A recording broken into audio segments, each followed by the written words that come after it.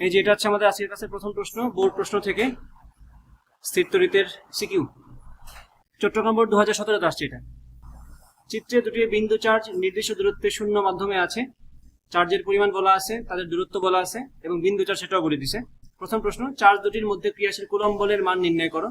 এটা তো একটা বাচ্চাদের প্রশ্ন, 9-10 যারা ছিল তারাও পারার কথা। দ্বিতীয় প্রশ্ন, চার্জ দ্বয়ের সংযোগ রেখার উপর কোন বিন্দুতে বৈদ্যুতিক প্রাবল্য শূন্য হওয়া সম্ভব কিনা। কোনো বিন্দুতে, চার্জ দ্বয়ের সংযোগ রেখার উপর কোনো বিন্দুতে বৈদ্যুতিক প্রাবল্য শূন্য হওয়া সম্ভব কিনা তা গাণিতিকভাবে বিশ্লেষণ করো। তো বিশ্লেষণটা করো, খাতায় করো এটা।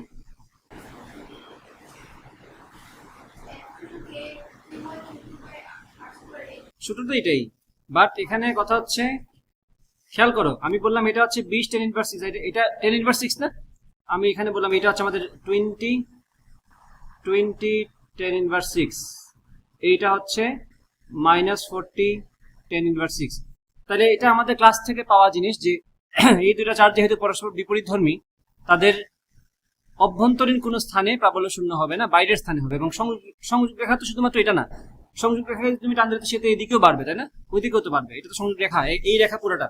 তো বাইরের কোনো বিন্দুতে প্রাবল্য শূন্য হবে, ভিতরে কেন হবে না? কারণ ভিতরে যদি তুমি একটা পয়েন্ট চিন্তা করো যে প্রাবল্য শূন্য বানানোর জন্য, দেখবা -40 এখানে করতেছে এক কুলম্বকে আকর্ষণ, +20 করতেছে বিকর্ষণ। তার আকর্ষণ বিকর্ষণ তো একই দিকে চলে গেছে, সুতরাং এখানে একে অপরকে বাধা দেওয়ার ব্যাপারটা আসে নাই। মান সমান হইলেও দিক বিপরীত হচ্ছে না, মান সমান হইলেও দিক একই দিকে হয়ে যাচ্ছে, লব্ধিতে শূন্য আসবে না সেক্ষেত্রে। তাই আমি বলবো কি ভিতরের পসিবল না, কোথায় পসিবল?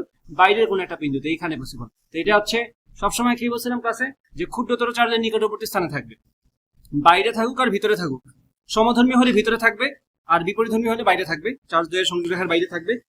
বাট ওইটা অবশ্যই ক্ষুদ্রতর চার্জের কি হবে, কাছাকাছি থাকবে, ক্ষুদ্রতর চার্জের নিকটবর্তী থাকবে।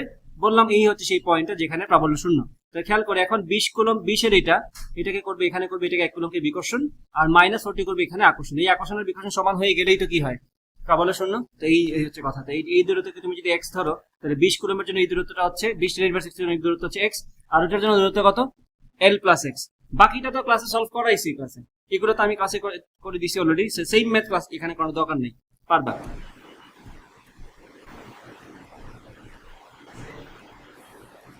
সেম ম্যাথ না? ও সেম ম্যাথ প্রশ্ন দুবার দুটো ফেলছি আমি। ও নাইস। পরটা আসো, নুহার নিকট একটি তামার 2 জোড়া, এটা একটা সুন্দর প্রশ্ন। 2 জোড়া পাতলা পাত আছে, 2 জোড়া পাতলা পাত। 2 জোড়া পাত এই কথার মানে কি, টোটাল কয়টা পাত আছে তার কাছে? 4টা। 2 জোড়া পাতলা পাত আছে, এক জোড়ার ক্ষেত্রফল অপর জোড়ার অর্ধেক। ওকে, সে দুটি পাতের মধ্যে বায়ু রেখে প্রত্যেক জোড়া পাত দিয়ে সমান্তরাল ধারক তৈরি করলো। রিমা বলল পাতগুলো যেভাবেই বসানো হোক না কেন, ধারক দুটির ধারকত্ব কখনোই সমান হবে না। আচ্ছা, প্রথম ধারকের, তাহলে এই যে সে উক্তি করলো, তার উক্তি নিয়ে যাচাই বাছাই হবে ঘতে, জানা কথা আগে থেকে আমরা জানি এটা। প্রথম ধারকের প্রত্যেকের পাতের ক্ষেত্রফল, প্রথম ধারকের প্রত্যেক পাতের ক্ষেত্রফল 8 সেন্টিমিটার স্কোয়ার, তোমার বলে দিছে। প্রথম প্রশ্ন, প্রথম ধারকে 40 কুলম্ব চার্জ দেওয়া হলে পাতদ্বয়ের মধ্যবর্তী স্থানে তড়িৎ প্রাবল্য নির্ণয় করতে হবে। দ্বিতীয় প্রশ্ন, নুহা ধারকের পাতগুলো কিভাবে স্থাপন করলে রিমার উক্তিটি সঠিক হবে। রিমা কি বলছে, পাতগুলো যেভাবেই বসানো হোক না কেন, ধারক দুটির ধারকত্ব কখনোই সমান হবে না। এই উক্তি সত্য করার জন্য নুহাকে কি করা লাগবে? প্রশ্ন কি বোঝা গেছে? আরেকবার পড়ো বাক্যটা, আরেকবার পড়ো, করে তারপর নিজেরা আরেকবার সলভ করার চেষ্টা করো। করো, প্রথমটা সলভ করো, দ্বিতীয়টা সলভ করো, এটাও করো, এটাও করো।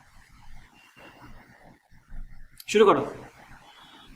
প্রথম প্রশ্নে বলছে, প্রথম ধারকে 40 কুলম্ব চার্জ দেওয়া হলে পাতদ্বয়ের মধ্যবর্তী স্থানে তড়িৎ প্রাবল্য কত হবে? তাহলে আমরা ক্যাপাসিটরের ক্ষেত্রে আমরা কি গাউসের ল পড়ছিলাম না, দুইটা পাতের মাঝখানে, বা পরে ক্যাপাসিটর থেকে আলাদাভাবে পড়ছিলাম যে ক্যাপাসিটরের দুই পাতের মাঝখানে প্রাবল্য হচ্ছে সিগমা বাই এপসাইলন নট, যেখানে সিগমা কি চার্জ ঘনত্ব, তাই না? তো সিগমা যদি চার্জ ঘনত্ব হয়, চার্জের মান তো পারে বলছিলাম 40 কুলম্ব, তাহলে 40 ডিভাইড বাই পাতের ক্ষেত্রফল কত বসাতে হতো, এই যে এদিকে মন দাও, প্রথম ধারকের প্রত্যেক পাতের ক্ষেত্রফল 8 সেন্টিমিটার স্কয়ার, তাহলে তুমি এটাকে লিখবা 8 সেন্টিমিটার স্কয়ার, আর মিটার স্কয়ার নিলে কি হবে, এটা 10⁻⁴ নাকি, এটা হয়ে যাবে 10⁻⁴। তাহলে 5 8 40 আর 5 × 10⁻⁴ হয়ে যাবে না, উপরে গেলে 10টা, আর 10⁻⁴টা, তো এটা হবে 5 10⁻⁴। এই তো, তাহলে তো হয়ে গেল। তাহলে সিগমার জায়গায় তুমি বসাবে এখানে 5 10⁻⁴ ডিভাইড বাই এপসাইলন নটের মানটা বসাবা 8.854 10⁻12। এখন বাকিটা তো তোমার ক্যালকুলেশনের উপর। বুঝতে পারছো কিনা? ডিরেক্ট সূত্র অ্যাপ্লাই করছি আমরা। হ্যাঁ, বাই টু কই থেকে আসছে? না না ঠিক আছে, পাত দুয়ের মাঝখানে। তুমি ক্লাস করো নাই তাহলে।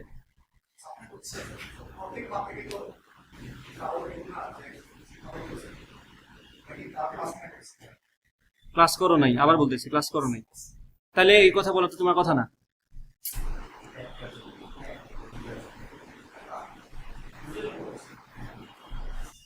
ওকে, নুহা ধারকের পাতগুলোকে কিভাবে স্থাপন করলে রিমার উক্তিটি সঠিক হবে? এখন এই যে এদিকে খেয়াল করো, রিমা তাহলে বলছে কি, পাতগুলো যেভাবেই রাখা হোক না কেন ধারক দুটির ধারকত্ব কখনোই সমান হবে না। তো এই কথা সত্য মানাবে কেমনে সে? নুহা ধারকের পাতগুলো কিভাবে স্থাপন করে রিমার উক্তিটি সঠিক হবে? আচ্ছা, এটা এখানে একটা কথা বলছে কিন্তু, এক জোড়ার ক্ষেত্রফল অপর জোড়ার অর্ধেক। ওকে, তো এক জোড়ার ক্ষেত্রফল যদি অপর জোড়ার অর্ধেক হয় তাহলে আমরা এটা তো বুঝলাম, আমরা তো এটা জানি সূত্রটা সি সমান কি epsilon naught A by D. তাহলে এখন ক্ষেত্রফল যদি একটা ডাবল হয়, যার ক্ষেত্রফল ডাবল তার তো ক্যাপাসিটেন্স ডাবল হবে। আমি যদি চাই ক্যাপাসিটেন্স সমান থাকুক, তাহলে এখানে আমি বলতে চাইছি নুহা ধারকের পাতগুলো কিভাবে স্থাপন করলে রিমার উক্তিটি সঠিক হবে না। কারণ রিমা তো বলেই দিছে কখনোই সমান হবে না। তো কখনোই সমান হবে না কে তো সঠিক বানানো যায় না, অনেকগুলো সিচুয়েশনে কখনোই সঠিক বানানো যায় না। বাট ওর কথা মিথ্যা বানানো যায় কিভাবে? যে সঠিক মানে একটা সিচুয়েশন আমি দাঁড়া করে দিলাম যে তার উক্তিটা সঠিক হলো না, কি সেটা আমি এমন ভাবে রাখলাম যে আমি ধরো ক্ষেত্রফল যেহেতু ডাবল একটা থেকে আরেকটার, তাহলে ওই হিসাবে ক্যাপাসিটেন্স ডাবল হবে। ওই ব্যাপারটা আমি ব্যালেন্স করে দিব দূরত্ব দিয়ে। দূরত্ব যদি আমি অর্ধেক করে দিই, বুঝছো কিনা? তো যার ক্ষেত্রফল ডাবল, যে ক্ষেত্রফল দিয়ে অ্যাডভান্টেজ পাচ্ছে, ক্ষেত্রফল ডাবল তাই ক্যাপাসিটেন্স ডাবল হয়ে গেছে, তার আমি দূরত্ব করে দিব ডাবল। তাহলে ওই হিসেবে তার আবার অর্ধেক হয়ে এটা কাটাকাটি চলে যাবে, পরে দুইটা ক্যাপাসিটেন্স সমান হয়ে যাবে। কি বলছে বোঝা গেছে কিনা? একজনের আমি যদি বলি এটা যে একজনের ক্ষেত্রফল ডাবল হওয়ার কারণে তার এটা হয়, ব্যাপারটা বোঝার চেষ্টা করবা। সি এর সাথে ক্ষেত্রফলের সম্পর্কটা কিরকম? সমানুপাতিক। যার ক্ষেত্রফল ডাবল তার অবশ্যই ক্যাপাসিটেন্স ডাবল হবে। তো সে তো অলরেডি অন্যটা থেকে বেশি ধারকত্ব পেয়ে গেল, তো ধারকত্ব তো অসমান হবে, এটাই বেশিরভাগ ক্ষেত্রে হিসাব। কিন্তু আমি যার ক্ষেত্রফল ডাবল তাকে করলাম কি, তার দূরত্বটা অন্যটার তুলনায় ডাবল করে দিলাম। দূরত্বের সাথে কি ব্যস্তানুপাতিক না? তো এই ডাবল হওয়ার কারণে এই ডাবল হওয়াটা কাটাকাটি চলে গেল, কারণ দূরত্ব ডাবল হলে ক্যাপাসিটেন্স হবে অর্ধেক। ওই হিসেবে যদি আমরা যাই তাহলে কি হবে, তার এই ক্ষেত্রফল ডাবল হওয়ার ব্যাপারটা ব্যালেন্স হয়ে গেল। তাই আমি বলবো যার ক্ষেত্রফল ডাবল তার পাতদ্বয়ের দূরত্ব আমি অপরটা ডাবল করে ফেললাম। তাহলে আমি যদি এভাবে বলি, আমি বললাম এটা হচ্ছে আমাদের একটা বড় ক্যাপাসিটর যেটার ক্ষেত্রফল বলছেন ডাবল। আমি বললাম বড় ক্যাপাসিটর হচ্ছে এটা, বড় ক্যাপাসিটর হচ্ছে এটা, আর ছোট ক্যাপাসিটর যার ক্ষেত্রফল অর্ধেক সেটা হচ্ছে এটা। এটা ডাবল এটার ক্ষেত্রফল, তাহলে এটার ক্ষেত্রফল ডাবল হয়, তার ক্যাপাসিটেন্স ডাবল হয়ে যাবে না? এখন আমি করবো কি, এখানে দূরত্বটা কি করে ফেলবো, এটার দূরত্ব যদি ডি হয় এখানে আমি দূরত্ব করে ফেলবো ডাবল। দূরত্ব ডাবল, অলরেডি দূরত্ব কি ডাবল না? এখানে যদি দূরত্ব হয় ডি, এখানে দূরত্ব হচ্ছে 2d। তো দূরত্ব ডাবল হওয়ার কারণে এই যে এটার ক্ষেত্রফল এ ছিল, এটার ক্ষেত্রফল 2a ছিল, 2 এর কারণে দ্বিগুণ হয়েছিল, আবার 2d এর কারণে অর্ধেক হবে। তাহলে দ্বিগুণ হওয়ার অর্ধেক হওয়া কাটাকাটি করে কি থাকে, জায়গায় থাকে। তো এটার আর এটা সেম হবে। এই ব্যাপারটা তোমার ম্যাথমেটিক্যালি করা লাগবে। কিভাবে দেখাবা সেটা? মানে আমি দেখাতে চাচ্ছি প্রথমটার ক্যাপাসিটেন্স দ্বিতীয়টার ক্যাপাসিটেন্সের সমান হবে। হ্যাঁ, আমি যাচ্ছি সমান হবে। তা আমি বললাম epsilon naught A divided by D, প্রথমটার জন্য ক্ষেত্রফল d1 a1, দূরত্ব হচ্ছে d1, epsilon not a2 divide by 2। এটাতে প্রশ্নে বলা আছে একটার ক্ষেত্রফল ডাবল অন্যটা, তাই না? তো আমি বললাম এই যে এটার ক্ষেত্র প্রথমটা ডাবল বলছে, এক জোড়ার ক্ষেত্রফল অপর জোড়ার অর্ধেক, সেটা আমার দেখার দরকার নেই, আসলে সেটা আমার দেখার দরকার নেই। সো আমি বললাম এটা ডাবল, তাহলে এটা যদি ডাবল হয় তাই আমি বলবো এখানে এপসাইলন, আগে তো এপসাইলন কাটা চলে গেছে না, এপসাইলন তো কাটা দুই পাশে, আমি বলবো কি a1 বাই d1 সমান a2 বাই d2। এখন যদি বলি এটা একটা ডাবল, তাহলে এটা কি লিখবো, আমরা 2a2 লিখবো। যদি a1 ডাবল হয় a2 তাহলে আমি এখানে কি লিখবো, 2a1 ডিভাইড বাই d1 সমান 2a2। আসলে এটা a1 টা ডাবল হয়েছে a2 এর, a2 বাই d2। তাহলে এখান থেকে a2 কাটা, তাহলে দেখো তো কি আসে, এখানে আসলে d1 সমান 2d2। তার মানে কি এটার দূরত্ব এটা ডাবল হবে, এবং সেটাই কি সত্য না? তাহলে এখন রিমার উক্তি সত্য হবে কেমনে, যদি দূরত্বটা এটা না হয়। এই যে এখন আমি ওই কথায় চলে আসি যে রিমার উক্তি সত্য করতে বোঝে না সে, নুহা ধারকের পাতগুলো কিভাবে স্থাপন করলে রিমার উক্তিটি সঠিক হবে। সঠিক হবে যদি বলে, রিমা বলছিল কি ধারকত্ব কখনোই সমান হবে না, তো তুমি বলবা আমরা কোন রকমে এটা ম্যানেজ, এটাকে সরাই দিতে পারলে হয়েছে। আমি এমন ভাবে রাখবো যাতে করে d1 সমান 2d2 না হয়। একটু এদিক সেদিক হইলেই তো আর সমান হচ্ছে না ক্যাপাসিটেন্স, কারণ ক্ষেত্রফল তো অলরেডি ডাবল না, ক্ষেত্রফল তো অলরেডি ডাবল, ক্ষেত্রফল ডাবলের কারণে তো যা হওয়ার হয়ে গেছে। এখন দূরত্বতে আমাদের হাত দিতে হবে। দূরত্ব যদি এমন হয় প্রথমটার পাদ্যের দূরত্ব দ্বিতীয়টার পাদ্যের দূরত্ব ডাবল হয়ে যায়, তাহলে কিন্তু দুইটা ধারকত্ব সমান হয়ে যাবে। আমরা বলবো আমরা কোনোভাবেই এটা করতে পারবো না, এটা যদি করে এটা যদি রাখতে পারে তাহলে নিম্নানুক্তি সত্য হবে, যে কখনোই সমান হবে না।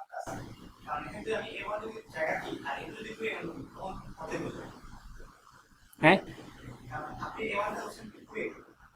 হ্যাঁ ধরছি, কারণ প্রশ্নই তো বলছে, প্রশ্ন তো বলছে একটা ক্ষেত্রফল একটা ডাবল, এই যে এক জোড়া ক্ষেত্রফল অপর জোড়া অর্ধেক। হ্যাঁ, কোন জোড়া কার সেটা তো বলি না, আমি যারটা মঞ্চ যেটা ধরছি, তো তাতে আমার কি আসে যায়? আমার তো বলে না কে বড় কে ছোট, আমার যে বলছে একটা অর্ধেক একটা ডাবল, শেষ। কনফিউশন কোথায় এখানে? এখানে তো কোনো কনফিউশন নাই। উল্টা উল্টা উল্টা তোমার সাপেক্ষে, এটা তুমি কাকে উল্টা বলবে তোমার ব্যাপার, বাট উত্তর তো সেমই থাকবে। যার ক্ষেত্রফল ডাবল তার পাদ্যের দূরত্ব অন্যটা ডাবল হওয়া লাগবে, শেষ। তুমি যারে মঞ্চে ডাবল কল্পনা করতে পারো। আচ্ছা গেল এটা, পরেরটাতে আসো।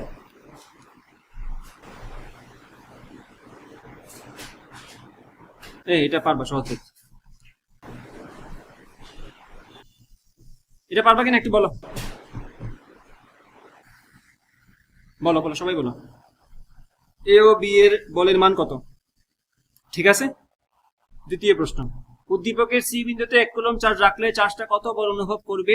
চার্জটা কোনো বল অনুভব করবে কিনা গাণিতিক যুক্তি দিয়ে মতামত দাও। তো এখানে 1 কুলম্ব চার্জ আমরা রাখলাম, 1 কুলম্বকে 9 কুলম্ব কি করবে? বিকর্ষণ। 6 কুলম্ব কি 16 কুলম্ব কি করবে? বিকর্ষণ। তাহলে দুই বিকর্ষণের অবশ্যই মান সমান না, 16 কুলম্ব যেটা দিবে তা অবশ্যই বড়, তাই না? তাহলে 16 কুলম্ব এটা জিতবে, তাহলে 16 কুলম্ব যা দিবে তার থেকে 9 কুলম্ব যা দেবে তা বিয়োগ করতে হবে। এটা তো সিম্পল ভেক্টরের কনসেপ্ট, এটা অবশ্যই তোমাদের পারা উচিত। আর এখানে দূরত্বটা কি হবে? 16 কুলম্ব থেকে 0.28 মাইনাস এই দূরত্ব কি বলছে তোমারে?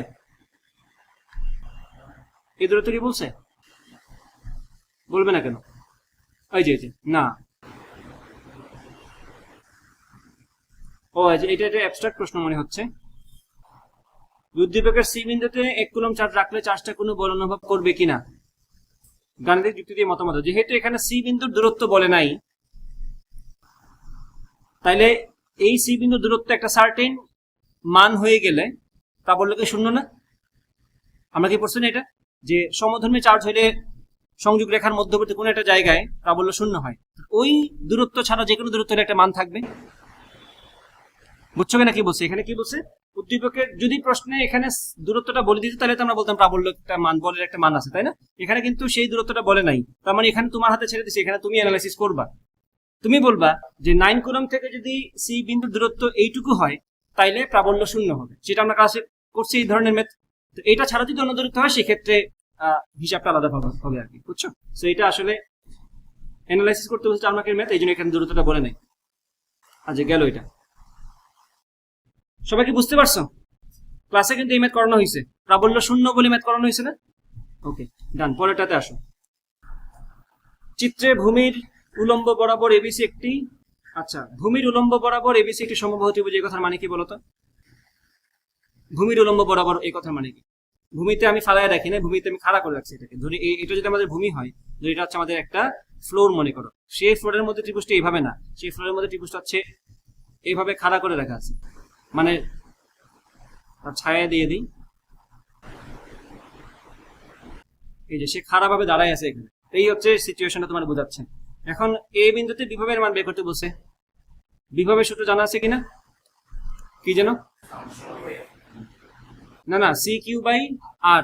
তাহলে এটার জন্য এখানে বিভব প্লাস, এটার জন্য এখানে বিভব, আর প্লাস হলে প্লাস মাইনাস হলে মাইনাস, দুইটাই তো প্লাস, তাই না? দুইটাই তো প্লাস, তাই আমি বলবো এখানে সি ইন্টু কিউ, কিউ এর মান তো দেখো দুইটাই সমান, তাহলে C into Q tan inverse 9, C tan inverse 9 divide by দূরত্ব কত 2। এখন এটাকে সেম সেম না, এটার জন্য সেম, তাহলে এটা ডাবল করে দাও, 2 2 কাটা, তাহলে কি থাকবে 3 into C into tan inverse 9, C মানে কত 9 10 টু দি পাওয়ার 9 না, 9 into 10 to the power 9 into 3 into tan inverse 9, তাহলে 10 টু দি পাওয়ার 9 থেকে মাইনাস 9 এ কাটা, 3 নং কত থাকলো 27। এখন বিভবের এককটা কি? জুল পার কুলম, তাহলে আমরা বলবো এই বিন্দুতে বিভবের মান হচ্ছে 27 জুল পার কুলম। কারো কোনো সমস্যা আছে এটুকুতে? নাই। পরের প্রশ্ন, এ বিন্দুতে 2 কেজি ভরের একটি বস্তু ঝুলিয়ে রাখতে হলে কি বৈদ্যুতিক ব্যবস্থা নিতে হবে বিশ্লেষণ করো, এটা করো। এই ধরনের ম্যাথ তোমরা মহাকর্ষ বিকর্ষ করছো নাকি? বলো 2 কেজি ভরের একটা বস্তু যদি ঝুলিয়ে রাখি এখানে, তাহলে তার উপর কি অভিকর্ষীয় বল কাজ করবে না? সেটা কত? 2 × 9.8 মানে 19.6, ঠিক আছে কিনা? তাহলে আমি এটা জানি যে তার ওজনটা হচ্ছে 19.6 নিউটন। এইটুকু বলের সমান পরিমাণ ঊর্ধ্বমুখী বল তাকে দিতে হবে না যদি তাকে ঝুলিয়ে রাখতে চাই? তাহলে এই যে দেখো তো, এই 3 10⁻৯, এই যে এ বিন্দুতে 2 কেজি ভরের একটি বস্তু ঝুলিয়ে রাখতে হলে, ব্যাপারটা ভালো করে বোঝার চেষ্টা করবা। আমি যদি চাই এ বিন্দুতে 2 কেজি ভরের একটা বস্তু ঝুলিয়ে রাখতে, তাহলে কি বৈদ্যুতিক ব্যবস্থা নিতে হবে? তাহলে বৈদ্যুতিক ব্যবস্থা নিতে হবে, এই কথার মানে কি? এখানে কোন ধরনের জিনিস আছে? চার্জ আছে না? তো চার্জকেই তো বিকর্ষণ করে নাকি, বা আকর্ষণ করে তো চার্জকেই। তা আমি যদি এখানের এই 2 কেজি ভরের বস্তুটাকে চার্জিত করে ফেলি, তাহলে এদের এফেক্ট তার উপর চলে আসবে। তার বলটা কত, তার উপর ওজনটা কত কাজ করতেছে? 19.6। আমি যদি তাকে চার্জিত করে ফেলি, তাহলে তার উপর এইটার জন্য এইদিকে একটা বিকর্ষণ বল কাজ করবে, এটার জন্য এইদিকে একটা বিকর্ষণ বল কাজ করবে, এবং সেই বিকর্ষণ বলের দ্বয়ের মান কি সমান না? যেহেতু এখানে চার্জের পরিমাণটা সমান, এটাকে যে বলে বিকর্ষণ করবে, এটাকে সেম বলে বিকর্ষণ করতেছে, তাহলে এটা তো শিওর যেহেতু এটা লব্ধি, তো অবশ্যই একদম উলম্বভাবে উপরের দিকে থাকবে, এটা তো নিশ্চিত। এবং সেই বলের মানটা কত হতে হবে? 19.6। এখন এই মানটা 19.6 হওয়ার জন্য তোমার এই 2 কেজি ভরের বস্তুটাকে চার্জিত করা লাগবে। সেই চার্জিত করার পরিমাণটা কত হতে হবে সেটা তুমি বের করবে। কি বলছি বুঝতে পারছো কিনা? আমি বললাম, ধরে নিচ্ছি আমি এটাকে কিউ চার্জে চার্জিত করলাম, তাহলে কিউ চার্জে যদি আমি তাকে চার্জিত করি, সেই ক্ষেত্রে এই 3 10⁻9 কুলম্ব তাকে কি বলে বিকর্ষণ করবে? সেটা হবে সি ইন্টু, এটা কিউ আগে লিখে দেই, ইন্টু 3 10⁻9 ডিভাইড বাই ডিস্টেন্স কত? 2 না? তাহলে 2 স্কয়ার মানে কত হবে? 4। সবাই কি বুঝতে পারছো আমি কি বলছি? এখন সি এর মান কত? সি এর মান কত? 9 10 টু দি 1। তাহলে আমি বলবো এই বলের মানকে আমি f1 বললাম। f1 সমান আমাদের কত আসবে? f1 সমান আসবে 9 10 to the 9 10 to the 9 10 to the minus 10 কাটা, তাহলে থাকবে 3 9 27, 27 ডিভাইড বাই 4 না, 27/4 কিউ থাকলো। তো সিমিলারলি এখানে থাকা চার্জটাও কি সেম বলে বিকর্ষণ করবে না? f2 এর মানটা কত হবে? f2 এর মানটা হবে এক্স্যাক্টলি 27/4 কিউ। এটা তো নিশ্চিত। এখন বলো এই দুইটা বলের লব্ধি বল কি হবে? এই দুইটার মধ্যবর্তী কোণ কত ডিগ্রি হবে? 60 ডিগ্রি না? 90 কই থেকে আসবে? এটা কি সমবাহু ত্রিভুজ না? এই আসলে তো এটা কত? 60 তে হবে, এটা 60, এটা বিপরীত কোণ না? এটা তো ঠিক এইদিকে যাচ্ছে না? এই যে এদিকে একটা, এদিকে একটা, তাহলে এটা যদি 60 হয়, এটা কি 60 না? তাহলে মধ্যবর্তী কোণ হচ্ছে 60। তাহলে আমি বলবো এখানে লব্ধি বলের মানটা কত হবে খেয়াল করবা। লব্ধি বলটা কোন দিকে যাবে বলো তো? ঠিক মাঝখান দিয়ে যাবে উপরের দিকে, এবং সেটার পরিমাণ আমরা আগে থেকেই বলে রাখছি কত হতে হবে? 19.6। তাহলে তো কাজ শেষ। আমি বলবো লব্ধি বলে মানটা হতে হবে 19.6 সমান √f1² + f2²। আমি আগে f1 f2 এর মান সমান না? তো আমি একবার সবগুলোকে f1 বলে দিই, f1² + f1² + 2f1 f2 মানে f1² ইন্টু cos 60 এর হাফ আর এইটু কাটা, তো 3f1², তাহলে f1 √3, f1 √3। এখন f1 এর আগে কি বসাবো আমরা? 27/4 কিউ। এই তো হয়ে গেল। তাইলে আমাদের f1 এর জায়গায় বসাবো 27/4 কিউ ইন্টু √3 সমান হচ্ছে 19.6। এখন তুমি এখানে সলভ করে কিউ এর মানটা বের করতে পারবে না? কিউ এর মান যা আসবে তুমি বলবা ওই 2 কেজি ভরের বস্তুকে আমি এই পরিমাণ চার্জিত করতে হবে, এবং অবশ্যই পজিটিভ চার্জ, কারণ এখানে পজিটিভ চার্জগুলো তাকে বিকর্ষণ করতে হবে নাকি? বিকর্ষণ না করলে তো উপরের দিকে সে বল অনুভব করবে না। প্রযুক্তা বুঝছো এই কথা? শিওর? ওকে, তাহলে বাকিটা নিজেরা বাসায় কি মিলাবা, যা যা করার আমি করে দিলাম, মেতার সামনে আগাচ্ছি না। আশা করি এটুকু বুঝছো। সাকিব এটাতে আসো। 2 মাইক্রোকুলম চার্জটির উপর ক্রিয়াশীল বল নির্ণয় করো। 2 মাইক্রোকুলম চার্জটির উপর ক্রিয়াশীল বল, কোন 2 মাইক্রোকুলম এখানে বলছে? সম্ভবত এটা চিত্র 1 থেকে বলছে না, প্রশ্নটা এটাও হতে পারে।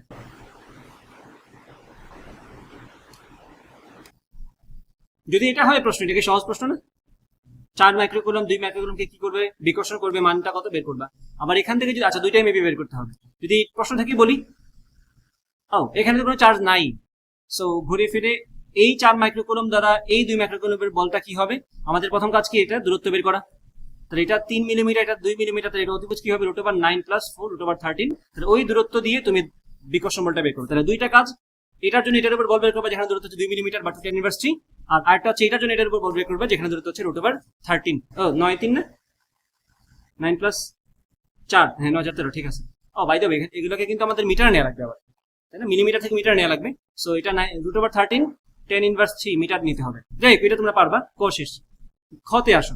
ডাব্লিউ বিন্দুতে, এই বিন্দুতে 2 মাইক্রোকুলম চার্জটিকে স্থির রেখে 4 মাইক্রোকুলম চার্জটিকে ওয়াই বিন্দুতে, এই যে এখানে ওয়াই বিন্দুতে সরানো হলো। চিত্র 2। আচ্ছা, তাহলে প্রথম প্রশ্ন সম্ভবত এটা নিয়ে করছে। প্রথম প্রশ্ন শুধু এটা নিয়ে ছিল। চিত্র 1 নিয়ে প্রথম প্রশ্ন। দ্বিতীয় চিত্র তোমার এখানে কল্পনা না করলেও চলবে। ডাব্লিউ বিন্দুতে +2 মাইক্রোকুলম চার্জটিকে স্থির রেখে 4 মাইক্রোকুলম চার্জটিকে ওয়াই বিন্দুতে, এই যে এখানে এটাকে আমি এখান থেকে এখানে নিয়ে আসছি, এবং এটাই পরবর্তী চিত্র 2 দেখাচ্ছে আর কি। ওয়াই বিন্দুতে সরানো হলো চিত্র 2 এর মতো। চিত্র 1 অবস্থানে এবং চিত্র 2 অবস্থানে 4 মাইক্রোকুলম চার্জটির তড়িৎ বিভবের কোনো পরিবর্তন হবে কিনা বিশ্লেষণ করো। এই চিত্রে 4 মাইক্রোকুলম্বের বিভব আর এই চিত্রে 4 মাইক্রোকুলম্বের উপর বিভব, চার্জটির তড়িৎ বিভবের কোনো পরিবর্তন হবে কিনা। আচ্ছা, 4 মাইক্রোকুলম্বের চিত্র 2 অবস্থানে 4 মাইক্রোকুলম চার্জটির তড়িৎ বিভবের কোনো পরিবর্তন হবে কিনা বিশ্লেষণ করো। কোথায় তড়িৎ বিভব মাপবো আমরা? চার্জের তড়িৎ বিভব বললে তো অবশ্যই তার কি মাপতে হয়?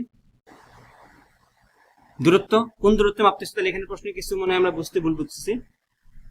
চিত্র 1 অবস্থানে এবং চিত্র 2 অবস্থানে 4 মাইক্রোকুলম চার্জটির তড়িৎ বিভবের কোনো পরিবর্তন হবে কিনা। এই চার্জের তড়িৎ বিভবের বিভব শক্তি বললে তো ঠিক ছিল নাকি?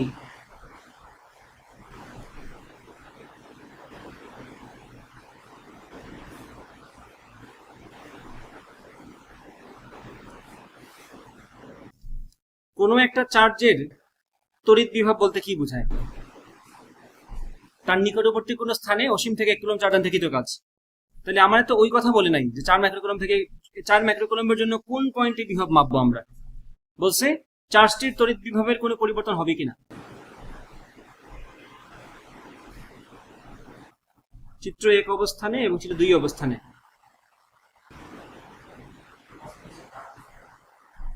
কি মিন করলো তারা?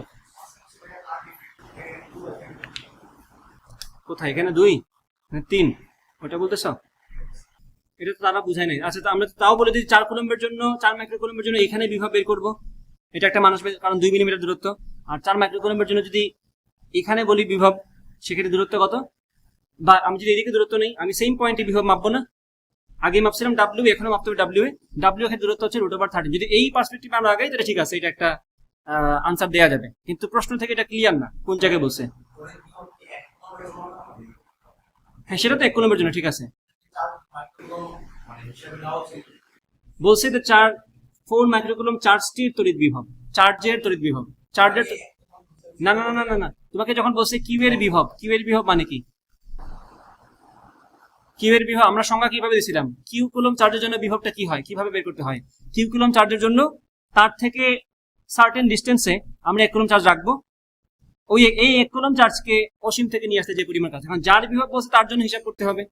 4 মাইক্রোকুলমের জন্য বিভব বের করতে বলছে, তার মানে 4 মাইক্রোকুলমের জন্য আমি বলবো এখানে ডাব্লিউ পয়েন্টে, এবং আলাদাভাবে 4 মাইক্রোকুলমের জন্য এখানে ডাব্লিউ পয়েন্ট। এটা কিন্তু আমাদের আন্দাজ, প্রশ্ন থেকে কিন্তু এটা ক্লিয়ার না, কারণ কোন পয়েন্টে বিভব সেটা বলে নাই। তার মানে এখানে একটা কনফিউশন তৈরি হয়ে গেছে। যাই হোক, এটা আমি একবার দেখে নিই, আমার কাছে তো মেইন পিডিএফটা আছে।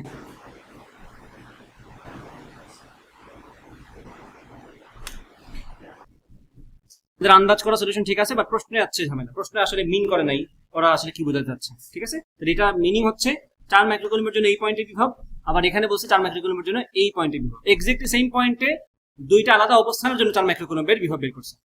অবস্থান সেম, যেখানে বিভব বের করতেছে, বাট চার্জটা জায়গা বদলাই করছে। চার্জটা আগে ছিল এখানে, ডাব্লিউ পয়েন্টে বিভব একটা আসছে, দূরত্ব 2 মিলিমিটার। চার্জটা এখন এখানে, ডাব্লিউ পয়েন্টে বিভবটা হচ্ছে এখন আলাদা, কারণ দূরত্ব √30। ঠিক আছে, সো একটা বিরক্তিকর ম্যাথ আমরা পার করে আসলাম। এখন আসে পরেরটাতে। এটা কিন্তু এমসিকিউর ম্যাথ বলা যায়। প্রথম প্রশ্ন, উদ্দীপকের ও বিন্দুতে প্রাবল্য বের করতে পারবে না। এটার জন্য এখানে বিভব, এই দূরত্বটা কত হবে? √2a। তাহলে অর্ধেক করলে কি হবে? কি হ্যাঁ, √2। দূরত্ব কত? 2 সেন্টিমিটার না? তাহলে দূরত্ব কত হবে এখানে? এই ওভারঅল কর্ণের দৈর্ঘ্য কত? 2√2 সেন্টিমিটার। তাহলে অর্ধেক হলে কি হবে? √2 সেন্টিমিটার। তাহলে এই দূরত্ব কতটুকু আসতো? √2 সেন্টিমিটার। সেটাকে আমরা মিটারে নিতে হবে না? √2 কে কেমন মিটারে নিব? √2 × 10⁻²। ঠিক, সেটা পারবা। এবং খেয়াল করো, সবগুলা ক্ষেত্রে কি আমার বিভবের মানটা সবগুলো কি সেম না? 7 7 7 7। তাহলে একটার জন্য যা সবগুলোর জন্যই তা, তাহলে একটার জন্য বের করে 4 গুণ করে দাও।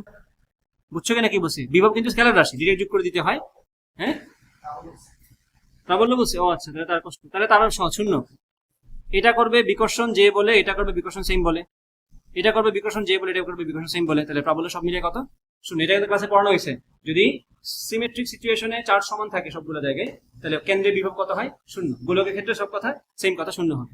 পরের প্রশ্ন, উদ্দীপকের এবিসিডি বর্গক্ষেত্রটির কেন্দ্রের বিভব শূন্য পাওয়ার জন্য বি বিন্দুতে কি পরিবর্তন দরকার? ক্লাসে ম্যাথ করছিলাম কিনা? শর্টকাট কি বলছিলাম ক্লাসে? যে বিভব, কেন্দ্রের বিভব শূন্য করার জন্য বা যে কোনো পয়েন্টে বিভব শূন্য করার জন্য সবগুলার চার্জের যোগফল শূন্য হতে হবে। সিম্পল কথা। কারণ এখানে কি আমাদের চার্জগুলো কোথায় কোথায় আছে একটু বলতো? শীর্ষবিন্দুতে। তাহলে সবগুলোর জন্য কি কেন্দ্রের দূরত্ব সমান না √2 সেন্টিমিটার করে? তাহলে সবগুলোর জন্য আমি যদি বলি বিভব কত হয়, যে C into Q divide by R plus C into Q divide by R, C into Q divided by R, C into Q divided by R. কারোর মধ্যে কি কোনো দূরত্বের পার্থক্য আছে? কোনটাকে R1 কোনটাতে R2 এরকম আছে না? সবগুলো দূরত্ব সেম আর। তাহলে আমি এখানে বলতে পারি এই কথা নির্দ্বিধায় সি বাই আরটা আমাদের ধ্রুবক কনস্ট্যান্ট কমন যাবে। তাহলে ভিতরে কি থাকবে? Q1 প্লাস, আমি যদি বলি এখন চার্জের মানগুলো আলাদা, Q1 plus Q2 plus Q3 plus Q3, Q1 Q2 Q3 Q4 সমান কি আসতেছে? শূন্য। এটা কি কমন না? ওই পাশে চলে গেলে কি হবে? শূন্য। তাহলে আমরা বলতে পারি এখানে Q1 plus Q2 plus Q3 plus Q4 সমান 0। এখন তোমাকে কি বলছে? বি বিন্দুতে কি পরিবর্তন দরকার? তাহলে এ বি আর সি তে চার্জ সমান থাকবে। এ তে থাকবে 7, বিতে তো যেটা থাকার থাকবে, সি তে থাকবে 7, ডি তে থাকবে 7 সমান 0। তাহলে কিউতে কত থাকা লাগবে, মানে বি তে কত থাকা লাগবে? -21, তাই না? -21, কারণ দেখো সবগুলো মিলে শূন্য হতে হবে। তিনটা মিলে যদি 21 হয়, তাহলে 4 নম্বরেতে কি থাকা লাগবে? -21, যাতে যোগফল শূন্য আসে। এটা কখন? যখন তুমি এরকম সিচুয়েশন পাবা যখন ওই পয়েন্টের দূরত্ব সবগুলো চার্জ থেকে সমান। পয়েন্টের দূরত্ব যদি সবগুলো চার্জ থেকে সমান না হয়, তাহলে কিন্তু আলাদাভাবে কাজ করতে হতো। এখানে সমান থেকেই তো আমি আর কমন নিতে পারছি, তাই না? গেল এটা। এবং এটা কিন্তু MCQ math, by the way, মাথা রেখো, এটা কিন্তু এমসিকিউ তে রেগুলার আসে। এডমিশন একাডেমি সব জায়গায় এটা এমসিকিউ তে আসে। গেল এটা। এখন আসো এখানে, এই যে এখন গত ক্লাসের হিসাব চলে আসছে। সমবায়টিতে সঞ্চিত শক্তির পরিমাণ নির্ণয় করো। তিনটা ক্যাপাসিটর কিভাবে আছে? সিরিজে। তাহলে তুল্য ধারকত্ব কি হবে? Inverse inverse inverse whole inverse. তাহলে 2 ইনভার্স 4 ইনভার্স 4 ইনভার্স, 1/2 1/4 1/4, আবার হোল ইনভার্স। দশক কত? 4। আগে উপরে দিয়ে দাও। নিচে কত? 2 প্লাস 1 প্লাস 1 4, তাই না? আনসার আসবে 1। তাহলে ওভারঅল 1 আসবে আনসার। আমি কিন্তু একবারই উল্টাই দিয়েছিলাম। সো যাই হোক, আমরা ক্যাপাসিট্যান্স পেয়ে গেলাম। তুল্য ধারকত্ব হচ্ছে 1 মাইক্রোফ্যারাড। আমাদের সূত্রকে সঞ্চিত শক্তির হাফ CV স্কোয়ার। তাহলে হাফ সি এর মান হচ্ছে 1 মাইক্রো, মাথায় রেখো। ভি স্কোয়ার মানে কত হবে? 144। 144 অর্ধেক করলে কি হয়? 72 মাইক্রো জুল হবে সঞ্চিত শক্তি। হ্যাঁ না, পুরা সমবায়ে বলছি তো, সমবায়টিতে। আর যদি একটা নিয়ে কথা বলতো তাহলে বলতাম আমরা এটাতে সঞ্চিত শক্তি কত, আমরা এটাতে বিভব বের করতাম। এটাতে বিভব বের করে দেন এটার জন্য হাফ CV স্কয়ার বের করতাম। এটার সি বসাতাম 4 মাইক্রোফ্যারাড, দেন ওটার বিভব পার্থক্যের বর্গ বসালে এটা সঞ্চিত শক্তি পাবো। শক্তিও বন্টন হবে, বিভব বন্টন হয়, শক্তিও বন্টন হয়। সর্বোচ্চ সঞ্চিত শক্তি পেতে উদ্দীপকের সমবায়টির কিরকম পরিবর্তন প্রয়োজন? এখন আমরা এটা মনে করতে হবে, সঞ্চিত শক্তি বাড়বে কখন? যখন ক্যাপাসিটেন্স বাড়বে। তাহলে আমি যদি বলি সবগুলা সিরিজে, এটা না আনসার। সিরিজে থাকলে বুঝতে পারছো নিশ্চয়ই আনসারটা সব থেকে কম আসবে, ক্যাপাসিটেন্স সব থেকে কম। আর প্যারালাল থাকলে সবগুলা যোগ, ক্যাপাসিটেন্স সব থেকে বেশি। তো আমরা বলবো জাস্ট অভিনয় করবো যে আমরা বুঝতেছি না কিছু, করে করে দেখাবো যে স্যার এই যে আসছে এটা। সো আমরা সবগুলো প্যারালাল নিলাম, এর হচ্ছে আনসার। তো এইভাবে বলবো যে আমরা সবগুলো যদি প্যারালাল নেই, তাহলে সবগুলো যোগফল 4 4 8 আর 2 10 মাইক্রোফ্যারাড। বুঝতে নিশ্চয়ই ক্যাপাসিটেন্স অনেক বেশি বেড়ে গেছে। এখন তুমি করে দেখো হাফ CV স্কয়ার কেমন লাগে। হাফ আগে যা আসছিল তার কি এখন ডাবল আসবে না? 10 গুণ আসবে না? দেখো আগে আসছিল 72, এখন আসবে কত? 720, কারণ আগে ছিল 1, এখন আসছে 10। আগে যা আসছিল এখন তার 10 গুণ আসবে। সো স্বাভাবিক সর্বোচ্চ শক্তি পেতে আমরা সবগুলো ধারককে প্যারালালে কানেক্ট করে দিব নাকি? গেল পরেরটাতে আসো। এটা একটা সুন্দর ম্যাথ, এটা আসছে কুমিল্লা বোর্ড 2019-এ। এখানে একটা সুন্দর প্রশ্ন যেটা অ্যাডভান্স টপিক ঢুকাই দিছে, ক্লাসে তোমাদের এটা করানো হয়েছে। তড়িৎ মাধ্যমাঙ্ক নিয়ে ক্লাস করাইছি না? তড়িৎ মাধ্যমাঙ্ক, তড়িৎ ভেদাঙ্ক, এটা নিয়ে সেই কথা এখানে কথাবার্তা বলে ফেলছে। পাশের বর্তনীতে, কুমিল্লা বোর্ড দেখছো প্রশ্ন কিন্তু কঠিন করে কুমিল্লা বোর্ড। পাশের বর্তনীতে C1 এবং C2 দুটি সমান্তরাল পাত ধারক, এই যে সমান্তরাল পাত ধারক যুক্ত রয়েছে, যাদের প্রতিটির দুই পাতের ব্যবধান 0.5, মানে স্মল ডি এর মানটা বলে দিয়েছে প্রত্যেকের, এবং ধারকত্ব বলছে 600 পিকোফ্যারাড। পিকোফ্যারাড মানে কি? Micro nano pico, 10^12। পরবর্তীতে C1 ধারককে কাগজ দ্বারা পূর্ণ করা হলো, মানে C1 ধারকের ভিতরে আমি শূন্য মাধ্যমটা বাদ দিয়ে কাগজ মাধ্যম ঢুকিয়ে দিছি। কাগজ কি এক ধরনের ডাইইলেকট্রিক, কাগজ এক ধরনের ডাইইলেকট্রিক, যার ডাইইলেকট্রিক কনস্ট্যান্ট কত 3.5, মানে কাগজ ঢোকানোর পরে ক্যাপাসিটেন্সটা কত গুণ হয়ে যাবে 3.5 টাইমস হয়ে যাবে। আমরা ক্লাসে কিন্তু এটা করছি, যত তড়িৎ মাধ্যমকে জিনিস ঢুকাবো ক্যাপাসিটেন্সটা শূন্য মাধ্যমেরটা তত গুণ হয়ে যাবে। ওকে, তাহলে সিম্পল হিসাব পূর্ণ করা হলো এবং C2 এর ঠিক মাঝখানে সমান্তরাল পাতের অনুরূপ পাতলা পাত, মানে এখানে আমি আবার একটা পাতলা পাত ঢুকাই দিছি। তার মানে কি হয়েছে বলতো, এখানে C2 এর ক্ষেত্রে এটা দুইটা ক্যাপাসিটর হয়ে গেছে। C1 এরটা তো আছেই, কাগজ ঢুকাই দিয়েছেন। C2 তে কি করছি, C2 তে আমরা কোনো মাধ্যম বদলাই নাই, C2 জাস্ট দুইটা পাতের মাঝখানে আরেকটা পাত ঢুকাই দিছি। এতে করে কি হলো, এখানে 0.25 সেন্টিমিটার ব্যবধানে ব্যবধান হলো দুইটা ক্যাপাসিটর তৈরি হয়ে গেল এবং এই ক্যাপাসিটর কিভাবে যুক্ত আছে, সিরিজে। তো এই হচ্ছে পরের অবস্থা। প্রথম প্রশ্ন, ধারকের প্রতি পাতের ক্ষেত্রফল নির্ণয় করো। ধারকের প্রতি পাতের, তো এখানে তোমার এটা হচ্ছে অরিজিনালটার কথা বলতেছে আর কি। এখানে বলছে ব্যবধান 0.5, ধারকত্ব 600, 0.5 সেন্টিমিটার, 600 পিকোফ্যারাড, বলছে ক্ষেত্রফল। তো আমরা তো সূত্র জানি, সি সমান কি epsilon naught A by D. C এর জায়গায় তুমি বসাবা 600 ইন্টু 10^12, এপসাইলন নটের জায়গায় এপসাইলন নটের মানটা বসাবা, ক্ষেত্রফলের জায়গায় ক্ষেত্রফলের মানটা, ক্ষেত্রফল বের করতে বসে, আর দূরত্বের জায়গায় এই যে 0.5 সেন্টিমিটারকে 0.5 10^2 লিখবা। এখান থেকে তুমি সুন্দর মতো ক্ষেত্রফলটা পেয়ে যাবা। বোঝা গেছে কিনা? কারো কি এখানে ডাউট আছে? প্রথম যেটার কথা বলছে সেটা নিয়ে তোমাকে কাজ করতে বলছে, তো সেটা থেকে তুমি জাস্ট সূত্র বসালেই যা বলছে তা পেয়ে যাবে ক্ষেত্রফলটা। ঠিক আছে, বসো হিসেব। দ্বিতীয় প্রশ্ন, ধারক দুটি কাগজ এবং পাত প্রবেশ করালে বর্তনীর সঞ্চিত শক্তির কিরূপ পরিবর্তন হবে, গাণিতিকভাবে বিশ্লেষণ করো। তার মানে এখানে তোমাকে অনেকগুলো কাজ করতে হবে। প্রথমে তোমাকে যেটা করতে হবে, এই অবস্থায় এই যে C1 C2 না, প্রথমে কিন্তু কিরকম দুইটা ছিল, C1 যা C2 তাই না। তাহলে কি বলছে, C1 এবং C2 দুটি সমান্তরাল পাত ধারক যুক্ত রয়েছে, যাদের প্রতিটির দুই পাতের ব্যবধান 0.5 সেন্টিমিটার এবং ধারকত্ব 600 পিকোফ্যারাড।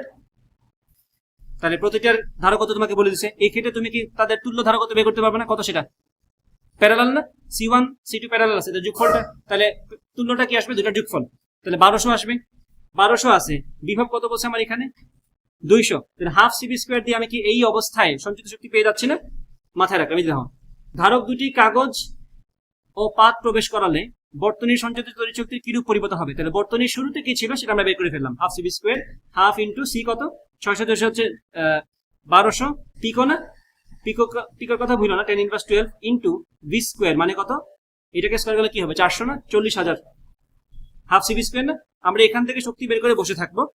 এখন এখানে আসো, এখানে কি হবে, কাগজ ঢুকালে কি হবে, ক্যাপাসিটেন্সটা, কাগজের তড়িৎ মাধ্যমাঙ্ক কত 3.5, তাহলে এটার ক্ষেত্রে ক্যাপাসিটেন্স কি আসবে, C1 প্রাইম সমান হবে, C1 কি যেটা 600 না, 600 কত গুণ হয়ে যাবে 3.5 গুণ। আমি বলবো এখানে 3.5 টাইমস 600 ইন্টু 10^12, এটার ব্যবস্থা হয়ে গেল।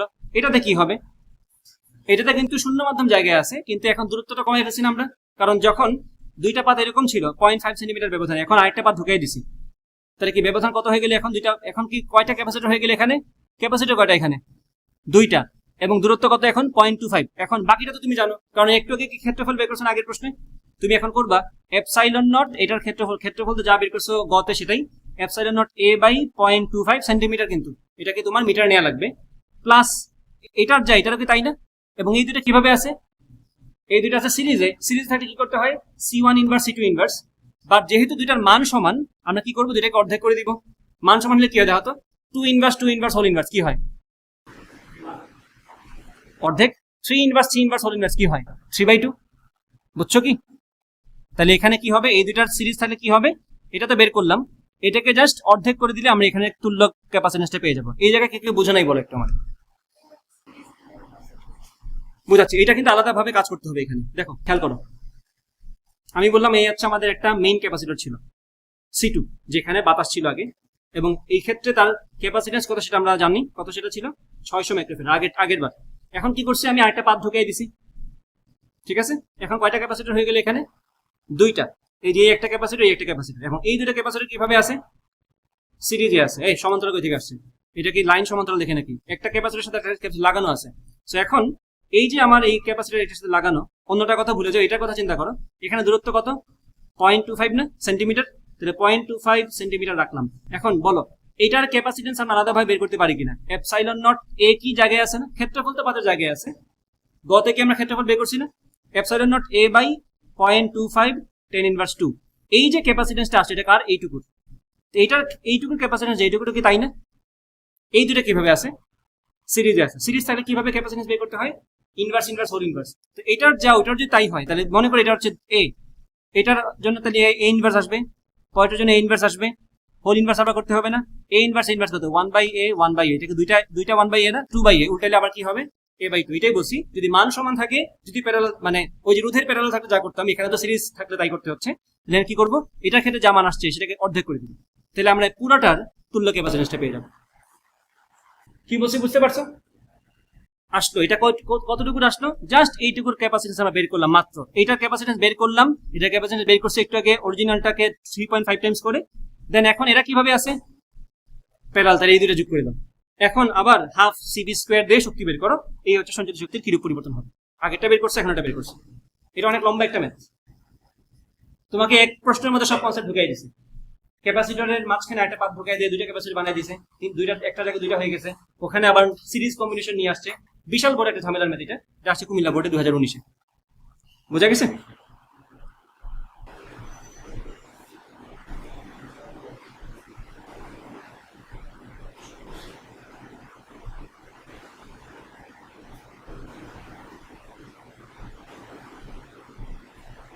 না, তাহলে আরেকটা ক্লাস লাগবে, শেষ হবে না আজকে। নেক্সট ক্লাস পার্ট 2, এটা সিকিউশন। ম্যাথে বসো। পদার্থবিজ্ঞান ল্যাবরেটরিতে একজন ছাত্র 0.2 মিটার এবং 0.3 মিটার ব্যাসার্ধের দুটি গোলককে চার্জিত করে। গোলক দুটির বিভব যথাক্রমে 5 ভোল্ট এবং 10 ভোল্ট উন্নীত করে পরস্পর থেকে 1 মিটার দূরত্বে স্থাপন করলো। আচ্ছা, উদ্দীপকের প্রথম গোলকের চার্জের পরিমাণ নির্ণয় করে, এটা হচ্ছে প্রথম প্রশ্ন। প্রথম গোলকের চার্জের পরিমাণ কিভাবে বের করব? প্রথম গোলকের চার্জের পরিমাণ কিভাবে বের করব? পদার্থবিজ্ঞান ল্যাবের একজন ছাত্র 0.2 মিটার ব্যাসার্ধের একটি গোলককে চার্জিত করে। গোলকের বিভব কত? প্রথমটাতে 5 ভোল্ট। তাহলে আমরা ব্যাসার্ধ জানি, বিভব জানি, চার্জ কি বের করা যাবে না? বিভবের সূত্র কি বলতো? গোলকের পৃষ্ঠে v সমান 1/4 এপসাইলন নট ইন্টু q/r। তোমাকে v বলে দিছে, r বলে দিছে, এটার মান কত? 9×10⁹ না? তুমি কি চার্জ বের করতে পারবে না? তাহলে এখানে জাস্ট মান বসাবা, v এর জায়গায় কত বসাবো আমরা? 5 ভোল্ট। 1/4 এপসাইলন নট মানে হচ্ছে 9×10⁹। q তো বের করবা, r এর মান কত বলছে? 0.2 মিটার। তাহলে সিম্পলি জাস্ট এগুলাকে ওই পাশে পাঠিয়ে দাও, কিউটা বের হয়ে যাবে। সো এটা একবারেই শেষ আনসার। এই তো সাবাস। বোঝা গেছে কিনা? ডিটের সূত্র এখানে অ্যাপ্লাই করা হয়েছে। দ্বিতীয় প্রশ্ন, গোলকদ্বয়ের সংযোগ সরলরেখার কোথায় প্রাবল্যের মান শূন্য হবে? এটাও তো একটা সহজ প্রশ্ন। সিমিলারলি তুমি তো প্রথম গোলকের চার্জ বের করে ফেলছো, তুমি সিমিলারলি ঘতে আইসা, বা এটা তো গয়ের প্রশ্ন, গতে আইসা দ্বিতীয় গোলকের চার্জটাও বের করবা, পারবা না? দ্বিতীয় গোলকের বিভব বলে দিচ্ছে, তাহলে অবশ্যই সেম স্টাইলে দ্বিতীয় গোলকের চার্জটাও বের করতে পারবা। এখন বলছে কোথায় প্রাবল্য শূন্য হবে? সিম্পল, এটা হচ্ছে একটা গোলক, এটা হচ্ছে একটা গোলক, এটা হচ্ছে একটা গোলক। আমরা কি দুইটা চার্জ, আমরা কি বলছিলাম না ক্লাসে যে গোলক কিন্তু বিন্দু চার্জের মতো বিহেভ করে? গোলকের কেন্দ্র এটা, এই গোলকের কেন্দ্র এটা। এখানে চার্জ ধরে নাও তুমি যেটা বের করছো প্রথম গোলকের চার্জ যেটা বের হবে, এখানে ধরে নাও তুমি দ্বিতীয় গোলক যে পরিমাণ চার্জ। এখন বিন্দু বস্তু ধরে নিয়ে বলবা মধ্যবর্তী কোন জায়গায় প্রাবল্য শূন্য হবে। এটা কি সহজ ম্যাথ না? মধ্যবর্তী স্থানে প্রাবল্য শূন্য ম্যাথ আমরা করছি না? ওই যে 1/4 এপসাইলন নট q/r1 বা x স্কোয়ার, তাই না? এই যে এইভাবে লিখবো আমরা। আমরা বলবো এটা ধরে নিলাম আমরা, এখানে চার্জটা কম। বলো চার্জ কোনটাতে কম হবে, এটা বোঝা যায় কিনা? যেটাতে বিভব কম সেটাতে চার্জ কম, জানা কথা। তাই আমি বলবো এটা হচ্ছে q1, এটা হচ্ছে q2। অবশ্যই হিসাব অনুযায়ী আমাদের q1 এর মানটা q2 থেকে কম হবে। দুইটাইতে পজিটিভ, কারণ ভোল্টেজের মান দুইটাতে পজিটিভ বলছে নাকি, দুইটাতেই পজিটিভ চার্জ। তাহলে মধ্যবর্তী কোন একটা স্থানে প্রাবল্য শূন্য হবে? কোথায়? ক্ষুদ্রতর চার্জের নিকটবর্তী স্থানে, তাই না? আচ্ছা, এখানে সবাই কি বুঝতে পারছো? ওকে, তাহলে এখানে যদি বলি আমি x, এখানে তাহলে কি হবে? দূরত্ব কত? 1 মিটার দূরত্ব বলছে না? পরস্পর থেকে 1 মিটার দূরত্ব মানে কি? কেন্দ্র থেকে কেন্দ্রের দূরত্ব 1 মিটার। তাহলে এই দূরত্বটা কি হবে? 1 - x। তাহলে এখন সিম্পল জাস্ট সূত্র ফলো করো। 1/4 এপসাইলন আমি c বললাম, c q1/x স্কয়ার সমান c q2/1 - x square. Just c কাটো, q1 q2 এর মান তোমার বের করা আছে, সলভ করে এখান থেকে x এর মানটা বের করবা। এবং ক্লাসে শর্টকাট সূত্র দেখাই দিয়েছিলাম যে x এর মান কেমনে বের করতে হয়, যেটা ছিল এটা। x এর মান সমান ছিল √/q2 divided by √/q2 plus √/q1 into l। এটা শর্টকাট ছিল এমসিকিউ এর জন্য, নট ফর সিকিউ। যদি এমসিকিউতে আসতো আমরা এই ম্যাথটাকে এইভাবে সলভ করতাম, যেখানে এক্স বোঝাচ্ছে ক্ষুদ্রতর চার্জ থেকে দূরত্ব, রুট ওভার কিউ1, বুঝতেছো ক্ষুদ্রতর চার্জ হচ্ছে কিউ1। এখানে অবশ্যই মাথা রাখবা এই সূত্রের ক্ষেত্রে আমরা মনে রাখতে হবে কিউ1টা ক্ষুদ্রতর চার্জ মানটা, এবং এক্স হচ্ছে ক্ষুদ্রতর চার্জ কিউ1 থেকে দূরত্ব, এই সূত্র মনে রাখবা। যদি বিপরীতধর্মী চার্জ হইতো তাহলে কি করতাম, বাই দ্য ওয়ে মনে করে দিই, যদি দুইটা চার্জ বিপরীতধর্মী হইতো, ধরো আমি বললাম এটা হচ্ছে নেগেটিভ চার্জ, এটা হচ্ছে পজিটিভ চার্জ, ধরে বললাম এটা হচ্ছে কিউ1 নেগেটিভ চার্জ বলা, এটা হচ্ছে কিউ2 পজিটিভ চার্জ বলা, অবশ্যই কিউ1 সাইজে ছোট, মানটা ছোট কিউ1 এর। তো আমি বলবো এখন তো কোথায় প্রাবল্যন হবে, এখানে বাইরে, তো এখানে এই দূরত্ব হচ্ছে এক্স, এই দূরত্ব হচ্ছে আমাদের এল। তাহলে ওভারঅল এখন যদি সূত্র ফলো করে তাহলে কিভাবে আসবে, C into Q one divide by X square, ভুলেও এখানে কেউ মাইনাস বসাই দিও না, সমান C into Q two divide by কি হবে, এখন বসাবো আমরা এল প্লাস এক্স স্কোয়ার। এটা সলভ করে তুমি এক্স এর মান বের করবা সিসি কাটার পরে, তাই কিনা? বাট এটারও শর্টকাট আছে, শর্টকাটটা কি, শর্টকাটটা হচ্ছে এটা এক্স সমান root over Q two divide by root over Q two minus root over Q one into L. এবং এটা যদি তোমার মনে থাকে, এটা মনে রাখতে তোমার কষ্ট কম হবে, কারণ তোমার বোঝা উচিত বড়টা থেকে ছোটটা বাদ যায়, এখানে বিয়োগ ওখানে যোগ। এটা হচ্ছে shortcut for MCQ. Main method তো এইভাবে দ্বিঘাত সমীকরণ দিয়ে করবা, বাট এমসিকিউতে আসতে এটা শর্টকাট এইভাবে করতে পারবা।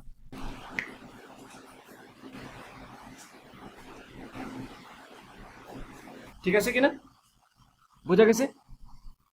গেল এটা, তাহলে এটা আমাদের হয়ে গেল। এটা যশোর বোর্ড 2016-তে আসছে, খুবই ভালো প্রশ্ন। পরেরটাতে আসো, চিত্রে একের পাতদ্বয়ের বিভব পার্থক্য 2 ভোল্ট। এই যে এখানের চিত্র যেটা, এখানে যে বিভব পাত দুইটা আছে তাদের বিভব পার্থক্য বলছে 2 ভোল্ট হলে ধারকের সঞ্চিত শক্তির পরিমাণ। সঞ্চিত শক্তির সূত্র কি কি জানো একটু বলো? হাফ সিভি স্কোয়ার, তাই কিনা, half CV square Q square by 2c, অথবা হাফ কিউভি, যেটা তোমার এখানে হিসাব মতো মিলে সেটা তুমি বসাবা, সেটা দিয়ে আনসার বের করবা। পাতদ্বয়ের বিভব পার্থক্য বলছে 2 ভোল্ট না, তাহলে আমাকে এটা অথবা এটা ইউজ করার কথা বলতেছে না, আমাকে বিভব বলা আছে অলরেডি, ক্যাপাসিট্যান্স কি বলছে না, বাট এখানে পাতের ক্ষেত্রফল বলছে, কিউ বলছে নাকি? আমি খুঁজতেছি তো, আমি তো তোমার সাথে অ্যানালাইসিস করতেছি, তুমি সলিউশন আগে ভাগে দিও না। এই যে পাতের ক্ষেত্রফল 4 মিটার স্কোয়ার, ঠিক আছে, পাতের ক্ষেত্রফল তোমাকে দেয়া আছে, আচ্ছা রাখলাম।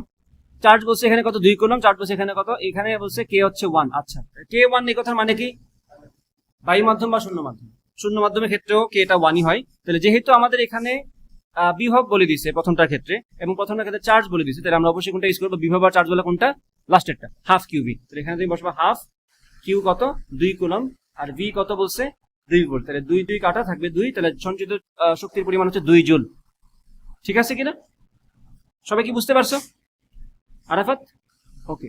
খতে আসো, 1 ও 2 চিত্রের ধারকের পাতগুলোকে কিভাবে স্থাপন করলে উভয় ধারকের ধারকত্বের মান সমান হবে। পাতগুলোকে কিভাবে স্থাপন করলে, তো এখানে ক্ষেত্রফল হচ্ছে 4 সেন্টিমিটার স্কোয়ার, এখানে ক্ষেত্রফল হচ্ছে 2 সেন্টিমিটার স্কোয়ার, এখানে দুইটাতে চার্জ কিন্তু 2 কুলম্ব, চার্জে কিন্তু কোনো পার্থক্য নাই, তাহলে চার্জের হিসাব তো নাও এখানে। চার্জ আমি যা মন চায় রাখি, ক্যাপাসিটেন্স কি বাড়বে কমবে? চার্জের মানের উপর কিন্তু ক্যাপাসিটেন্স ডিপেন্ড করে, ক্যাপাসিটেন্স ডিপেন্ড করে তার ভিতরে থাকে মাধ্যম, তার পাতের ক্ষেত্রফল, পাতদ্বয়ের মধ্যবর্তী দূরত্বের উপর। তাহলে আমাদের এখানে ক্ষেত্রফল ডাবল, এখানে ক্ষেত্রফল ডাবল, তাহলে এখানে অবশ্যই দূরত্বটাকে আমাদের ম্যানেজ করা লাগবে, এটার তুলনায় এটা ক্ষেত্রফল ডাবল না। তাহলে একটু খেয়াল করো, আমাদের ক্যাপাসিটেন্স সূত্রটাকে সি সমান epsilon naught A by D, তাহলে ক্ষেত্রফল ডাবল মানে ক্যাপাসিটেন্স ডাবল হবে। তো আমার সেটা ব্যালেন্স করার উপায় কি, আমি একটার ক্ষেত্রে দূরত্ব করে ফেলবো অর্ধেক, তাহলে দূরত্ব অর্ধেক করলে কি হবে, ক্যাপাসিটেন্স আবার দ্বিগুণ হয়ে যাবে, দ্বিগুণ আর অর্ধেক মিলে কাটাকাটি, কি বলছি বুঝতে পারছো কিনা? সো এটার যেহেতু ক্ষেত্রফল ডাবল, ব্যাপারটা ভালো করে বুঝবা, এটার যেহেতু ক্ষেত্রফল ডাবল, তাই এটার ক্ষেত্রেই আমার ক্ষেত্রফল ডাবল হওয়ার কারণে ক্যাপাসিটেন্স ডাবল হয়ে যাওয়ার কথা, বাট আমি বলছি কি লাগবে, আমার সমান লাগবে। তো ক্ষেত্রফল ডাবল হয়েছে, বাট আমি এখানে যে দূরত্ব যদি ডি হয়, আমি এখানে দূরত্ব করে ফেলবো তার দ্বিগুণ, কারণ দূরত্ব দ্বিগুণ করলে কি হবে, দূরত্ব দ্বিগুণ করলে ক্যাপাসিটেন্স অর্ধেক হবে, কারণ দূরত্বের সাথে ক্যাপাসিটেন্স সম্পর্ক সমান ব্যস্তানুপাতিক। তাহলে ক্ষেত্রফল ডাবল হওয়ার কারণে ক্যাপাসিটেন্স হলো ডাবল, আবার দূরত্ব ডাবল হওয়ার কারণে ক্যাপাসিটেন্স হয়ে যাবে অর্ধেক। তো অর্ধেক আর দ্বিগুণ মিলে কাটাকাটি করে কিছু চেঞ্জ হবে না। তো আমি বলবো এখানে প্রথম ধারকের পাতদ্বয়ের দূরত্ব দ্বিতীয় ধারকের পাতদ্বয়ের দূরত্বের তুলনায় দ্বিগুণ করতে হবে, তাহলে আমাদের কাজ শেষ। তাহলেই সে জাস্ট এটা তুমি ম্যাথমেটিক্যালি একটু ভেঙে ভেঙে দেখাই দিবা, কিভাবে দেখাবে সেটা একটু দেখাই দিই। আমাদের উদ্দেশ্য হচ্ছে কি বানানো, C1 সমান C2 বানানো, ঠিক আছে। তাই আমি এখন বলবো যে আমাদের উদ্দেশ্য তো ধারকত্ব সমান বানানো না, তো আমি এখানে লিখবো এখানে এপসাইলন নট কোন সাহসী লিখলাম, কারণ এখানে কে সমান 1 বলছে, কে সমান 1 মানে কি, শূন্য মাধ্যমের তুলনায় অন্য একটা মাধ্যমের ভেদ্যতা কত গুণ সেটা কি কে না, তাহলে শূন্য মাধ্যমের তুলনায় শূন্য মাধ্যমের এক গুণই হবে, এই জন্যই তো কে এর মান আমি 1 বলতেছি। এটাকে তুমি বাই মাধ্যমে বলতে পারো, কোনো সমস্যা নেই। তার মানে তোমার এখানে আসলে এপসাইলন নিয়ে ভাবতে হচ্ছে না, এপসাইলন নটই থাকবে। তাই আমি বললাম epsilon not A1 divided by D1, এখানে বললাম epsilon not A2 divide by D2। এখন খেয়াল করবে এপসাইলন এপসাইলন কাটা, আমরা তো জানি A1 কত 4 সেন্টিমিটার স্কয়ার না, আমি এখানে 4 বসাবো, এখানে বসাবো 4 বাই D1 সমান A2 কত 2 বাই D2। তুমি নিজেই বুঝবা কাহিনী কি, তুমি এখন বলতে পারবে এখানে যে D1, আমি D1 কে এই পাশে নিয়ে যাই, D1 বাই D2 সমান 4 বাই 2 সমান 2। তাহলে বোঝা যাচ্ছে এখানে D1 সমান কি হবে 2D2। মাত্র যে কথা বললাম সেটাকে তোমার কি ম্যাথমেটিক্যাল করে স্যারকে দেখানো লাগবে না? কারণ এটা 3 মার্কের প্রশ্ন, স্যারকে অবশ্যই 4 মার্কের প্রশ্ন, স্যারকে অবশ্যই তুমি ম্যাথমেটিক্যালি ভেঙে বুঝাইতে হবে, বাংলা কথা বলে লাভ নেই, ম্যাথমেটিক্যালি করে দিবা। এবং এটা তোমার কথা বলার থেকে এটা অনেক ইজিয়ার, তোমার এক্সপ্রেশন যেটা তুমি দিয়েছো ম্যাথমেটিক্যালি সেটা দেখলেই স্যার বুঝে যাবে তুমি যে ঠিক কত জিনিসটা বুঝছো। ঠিক আছে কিনা? পরেরটাতে আসো। পারভেজ, না সরি তোমার নাম তো তালহা, হ্যাঁ তুমি বুঝছো এটা? মোটামুটি কিছু না, তুমি যখন একটা টপিক দেখবা আমি বুঝাচ্ছি তখন ওই টপিকের থিওরি তুমি বুঝতেছো কিনা সেটা বিষয় না, তুমি দেখো ক্ষেত্রফল বলতে যে জিনিস সেটা তুমি বুঝো কিনা। বুঝো, সূত্রটা তোমারে বললাম, এটা তুমি এই মুহূর্তে মুখস্থ রাখো। ঠিক আছে, আমি জাস্ট খেয়াল করো আমি কি বলতে চাচ্ছি এখানে। Epsilon naught A divided by D, capacitance, এটা তো এপসাইলন নট একটা ধ্রুবক, A হচ্ছে ক্ষেত্রফল, D হচ্ছে দূরত্ব, পাদদ্বয়। তো এই যদি পাদদ্বয়ের দূরত্ব হয়, এখন কিন্তু তোমার বাকিটা হচ্ছে তোমার লজিক্যাল এক্সপ্লেনেশনের উপর। আমাকে বলা হয়েছে দুইটার ক্যাপাসিটেন্স সমান হতে হবে, যেখানে আমি দেখতেছি সূত্রের মধ্যে ক্ষেত্রফলের সাথে ক্যাপাসিটেন্স সম্পর্কিত কিভাবে, সমানুপাতিক ভাবে, আর দূরত্বের সাথে ব্যস্তানুপাতিক ভাবে। তো একটা ক্ষেত্রফল যেহেতু ডাবল, সুতরাং তার দূরত্ব দ্বিগুণ করে ফেললে অন্যটা তুলনায় ব্যালেন্সড হয়ে গেল। তো এই ব্যাপারটা বুঝতে গেলে তোমার ক্যাপাসিটর বোঝার দরকার নেই, জাস্ট সূত্রটা ধরে নিয়ে এখান থেকে আগাও, সূত্র পর্যন্ত কাজ তোমার আগের রেকর্ড দেখলে বুঝবা, বা এখান থেকে যেটা বোঝালাম সেটা বুঝতে আগের রেকর্ড বোঝার দরকার নেই। ওকে, পরেরটাতে আসো। একটি সমান্তরাল পাত ধারকের প্রত্যেকটি পাতের ক্ষেত্রফল 1.65 মিটার স্কোয়ার, পাত দ্বয়ের মধ্যবর্তী দূরত্ব 2 সেন্টিমিটার। আচ্ছা, তাহলে এখানে ক্ষেত্রফল বলছে, এই যে ক্ষেত্রফল বলছে এটা, পাত দ্বয়ের মধ্যবর্তী দূরত্ব বলছে এটা, এবং এটি বায়ু দ্বারা পূর্ণ, মানে তোমার এপসাইলন নট লিখলেই চলবে। পাত দ্বয়ের বিভব পার্থক্য 60 ভোল্টস। ওকে, এপসাইলন নটের মান তোমাকে বলে দিছে, গুড। প্রথম প্রশ্ন, উদ্দীপক অনুসারে ধারকটির ধারকত্ব নির্ণয় করো। ধারকত্বের সূত্র কি? Epsilon naught A by D। দেখো প্রত্যেকটা এলিমেন্ট তোমাকে বলা আছে, এপসাইলন নট তুমি জানো, মান বলেও দিছে অলরেডি। A এর মান তোমাকে বলছে 1.65, আর দূরত্ব কত বলছে 0.02 মিটার বলতে হবে এখানে। সো এই তো তোমার কাজ শেষ, এটা এক লাইনেই হয়ে গেল। ঠিক আছে, গর্ডান। ঘতে আসো, ঘতে আসো। ধারকটির মধ্যবর্তী স্থানে 2.8 ডাই ইলেকট্রিক ধ্রুবকের, অর্থাৎ কার মান বলছে এখানে? কে এর মান, তাই না? ধ্রুবকের একটি বস্তু দ্বারা পূর্ণ করলে সঞ্চিত শক্তির কিরূপ পরিবর্তন হবে, গাণিতিক বিশ্লেষণের মাধ্যমে ব্যাখ্যা করো। তাইলে আমি যদি 2.8 ডাই ইলেকট্রিক ধ্রুবকের একটি বস্তু দ্বারা পূর্ণ করি, সেক্ষেত্রে আমরা জিনিসটাকে এভাবে লিখবো যে ওই মাধ্যমের এপসাইলন শূন্য মাধ্যমের এপসাইলনের তুলনায় কে গুণ, বা এখানে আমরা বলবো 2.8 টাইমস, তাই কিনা? তা আমি যদি এখন বলি নতুন মাধ্যমে ধারকত্ব কত, আমি বলবো এটাকে CM সমান, আমি এভাবে লিখবো epsilon M A by D। যে মাধ্যমের ওই মাধ্যমে লিখবো, আর এপসাইলন M মানে কি লেখা যায়? 2.8 ইন্টু এপসাইলন নট। তাই আমি বলবো এখানে 2.8 into epsilon not, epsilon M এর জায়গায় A তো এর জায়গায় আছে, D তো D এর জায়গায় আছে, এখানে এটাকে বলা যায় কিনা এইভাবে CM সমান, এই 2.8 টিকে আলাদা করো, বাকিটাকে আমার CO না, শূন্য মাধ্যমের জন্য যেটা সেটা। ঠিক আছে কিনা? এটা তো তুমি একটু আগে বের করছো ধারকত্ব, ওই ধারকত্ব তুমি এখানে বসাবা COটা, তাহলে বলতে পারবা ধারকত্ব কত গুণ হয়েছে? 2.8 গুণ হয়েছে, অথবা 2.8 টাইমস হয়েছে। এখন বলছে সঞ্চিত শক্তির কিরূপ পরিবর্তন হবে। এখন একটু মনে করে দেখো তো, সঞ্চিত শক্তির সাথে আমাদের ক্যাপাসিটেন্সের সম্পর্কটা কিরকম? সমানুপাতিক। তাহলে আমরা বলতে পারি এখানে যদি আমাদের ক্যাপাসিটেন্স 2.8 টাইমস হয়ে যায়, জানা কথা তোমার চোখের সামনে আছে, এখানে আমি C বসালাম, যে শক্তি আসবে এখানে যদি 2.8 C বসাই, তার 2.8 টাইমস শক্তি আসবে। তাহলে এখানে এটা থেকেই বলা যায় U1 বাই U2 সমান C1 বাই C2। তাহলে বলবো আমরা উল্টা করে বলে দিই, U2 বাই U1 সমান C2 বাই C1। নতুন C2 কত? নতুন C2 হচ্ছে 2.8 CO, আর C1 তো CO। তাহলে এটা তো জাস্ট বলার জন্য বলা, এগুলো তো আমরা অলরেডি বুঝে গেছি, 2.8 টাইমস U0। তার মানে আদি শক্তির 2.8 টাইমস বা প্রায় 3 গুণ হবে নতুন শক্তিটা। ঠিক আছে, ডান এটা। আর যেহেতু বসে গাণিতিক বিশ্লেষণ, তোমাকে এইভাবেই একটু এক্সপ্রেশন দেওয়া লাগবে আর কি, বাংলা কথা বললে হবে না। এটা দেখো, ABCD আয়তাকার ক্ষেত্রের B ও D বিন্দুতে যথাক্রমে 5 tan ইনভার্স 3 কুলম্ব এবং -2.25 tan ইনভার্স 3 কুলম্ব চার্জ স্থাপন করা হলো। ওকে, করা হলো। A বিন্দুতে প্রাবল্য নির্ণয় করো। আর A থেকে A ও C কে ধাতব পরিবাহী তার দ্বারা যুক্ত করলে, মানে এখানে বলছে A আর C কে এ আর সি কে ধাতব পরিবাহী তার দ্বারা যুক্ত করলে কোন দিক হতে ধনাত্মক চার্জ প্রবাহিত হবে গাণিতিকভাবে মতামত দাও। করো, মতামত দাও। এটা ক্যাপাসিটরের প্রশ্ন, এটা হচ্ছে তোমাদের শুরুর দিকে প্রাবল্যের টপিক থেকে এই ধরনের প্রশ্ন আমরা সলভ করছিলাম। করো এটা, 13 নম্বর করো সবাই। এটা আসছে অভিন্ন প্রশ্ন খতে, সেট 2018 খ সেট, এটা তো গ ঘ, তখন সব বোর্ডে সেম প্রশ্ন আসতো।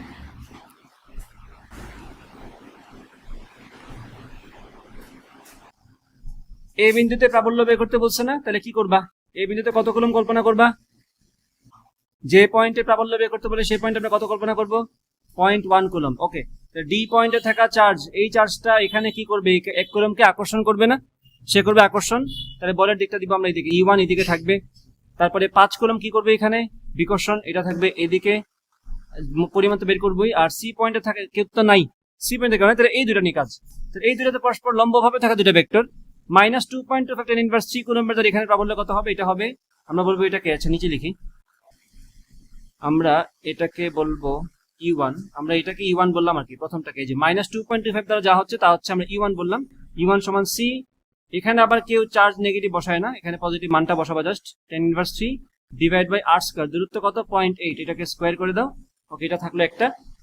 দ্বিতীয়টা এই যে এটা দ্বারা এটার উপর বিকর্ষণ, সেটা পরিমাণ কত হবে? C ইন্টু কিউ, 5 না, 5 10 ইনভার্স 3 ডিভাইড বাই 1 স্কয়ার। এরপরে কি করবা বলো তো? এই যে এদিকে মন দাও, এরপরে কি কাজ? সাকিব E1 E2 বের করছে, এরপরে কাজ কি? লব্ধি বের করা। E1 E2 যদি বের হয়ে যায়, এখন একটু কষ্ট করে আমাকে বলবা 2.25 ডিভাইড বাই 0.8 স্কয়ার কত হয়? এখানে ওভারঅল মানটা আমাদের লাগবে আর কি।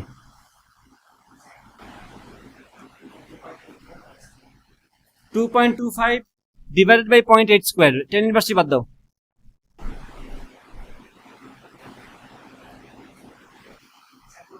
হ্যাঁ হ্যাঁ, 3.17 10 টু দি পাওয়ার 7। আচ্ছা, এটা হচ্ছে E1 এর মান। E2 এর মান কত? এটা তো সহজ, দেখে দেখে বলা যায়, 5 নং 45 না? এই দেখো, এটা 9 10 টু দি পাওয়ার 9 না? এটা তো 9 10 টু দি পাওয়ার 9, তাহলে 5 নং 45 আর 10 টু দি পাওয়ার 9, 10 ইনভার্স 3 মিলে কত হবে? 10 টু দি পাওয়ার 6, তাই না? তো এটা হবে 45 10 টু দি পাওয়ার 6। এটাকে তো এটার মতো বানানো লাগবে, সেম পাওয়ার থাকা উচিত। আমি বলবো এখানে 4.5 10 টু দি পাওয়ার 7। এই দুটা বের হয়ে গেল। এরপরের কাজটা কি? এরপরের কাজটা তো এদের লব্ধি বের করা, সেই কাজটা তো তোমাদের পারা উচিত। এখানে আমি আর কিছু করতেছি না, root over E1 square plus E2 square, যেহেতু লম্বভাবে আছে 2E1 E2 cos আলফা বলার দরকার পড়বে না, তাই না? তারপরে মান কি বের করতে হবে? কোনটা কোনটা কি আসবে? 10 ইনভার্স ওই কিউ বাই পি, যেটাই তুমি কিউ বলতে চাও আর কি, সেটা হিসাবে করবা। এইসব আর বোঝাতে যাচ্ছি না। দ্বিতীয় প্রশ্ন, এ ও সি কে ধাতব পরিবাহী দ্বারা যুক্ত করলে, যে এ আর সি কে আমি যদি ধাতব পরিবাহী দ্বারা যুক্ত করি, তাহলে কোন দিক হতে ধনাত্মক চার্জ প্রবাহিত হবে গাণিতিকভাবে মতামত দাও।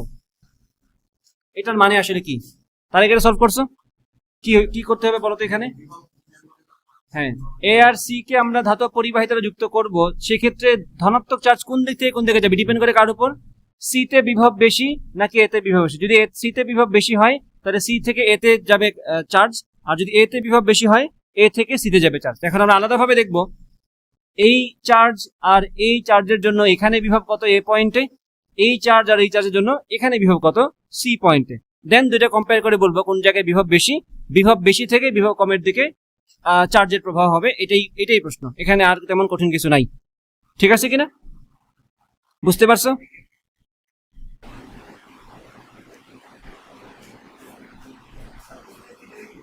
হ্যাঁ, থিটা ওইখানে, এটা ওরা দিছে, ওদের চিত্র।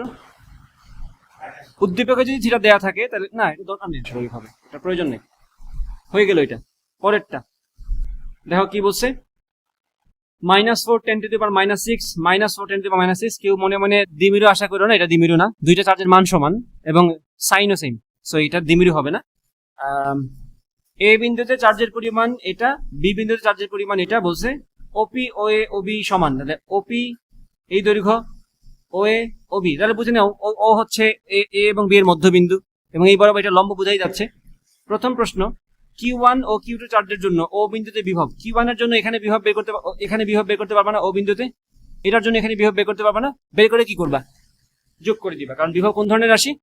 স্কেলার রাশি। তাই আমি বলবো ও বিন্দুতে বিভব কি হবে?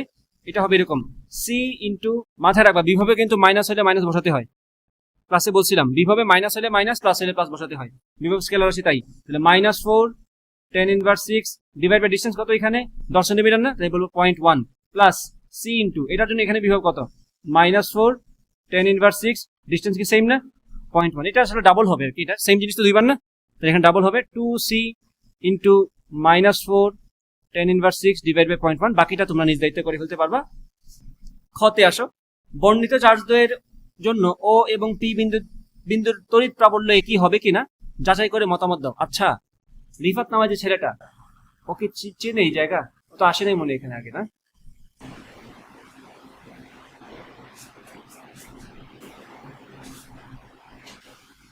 ওর বাসা জানি কোথায়? মুন্সিপাড়া বসছে না?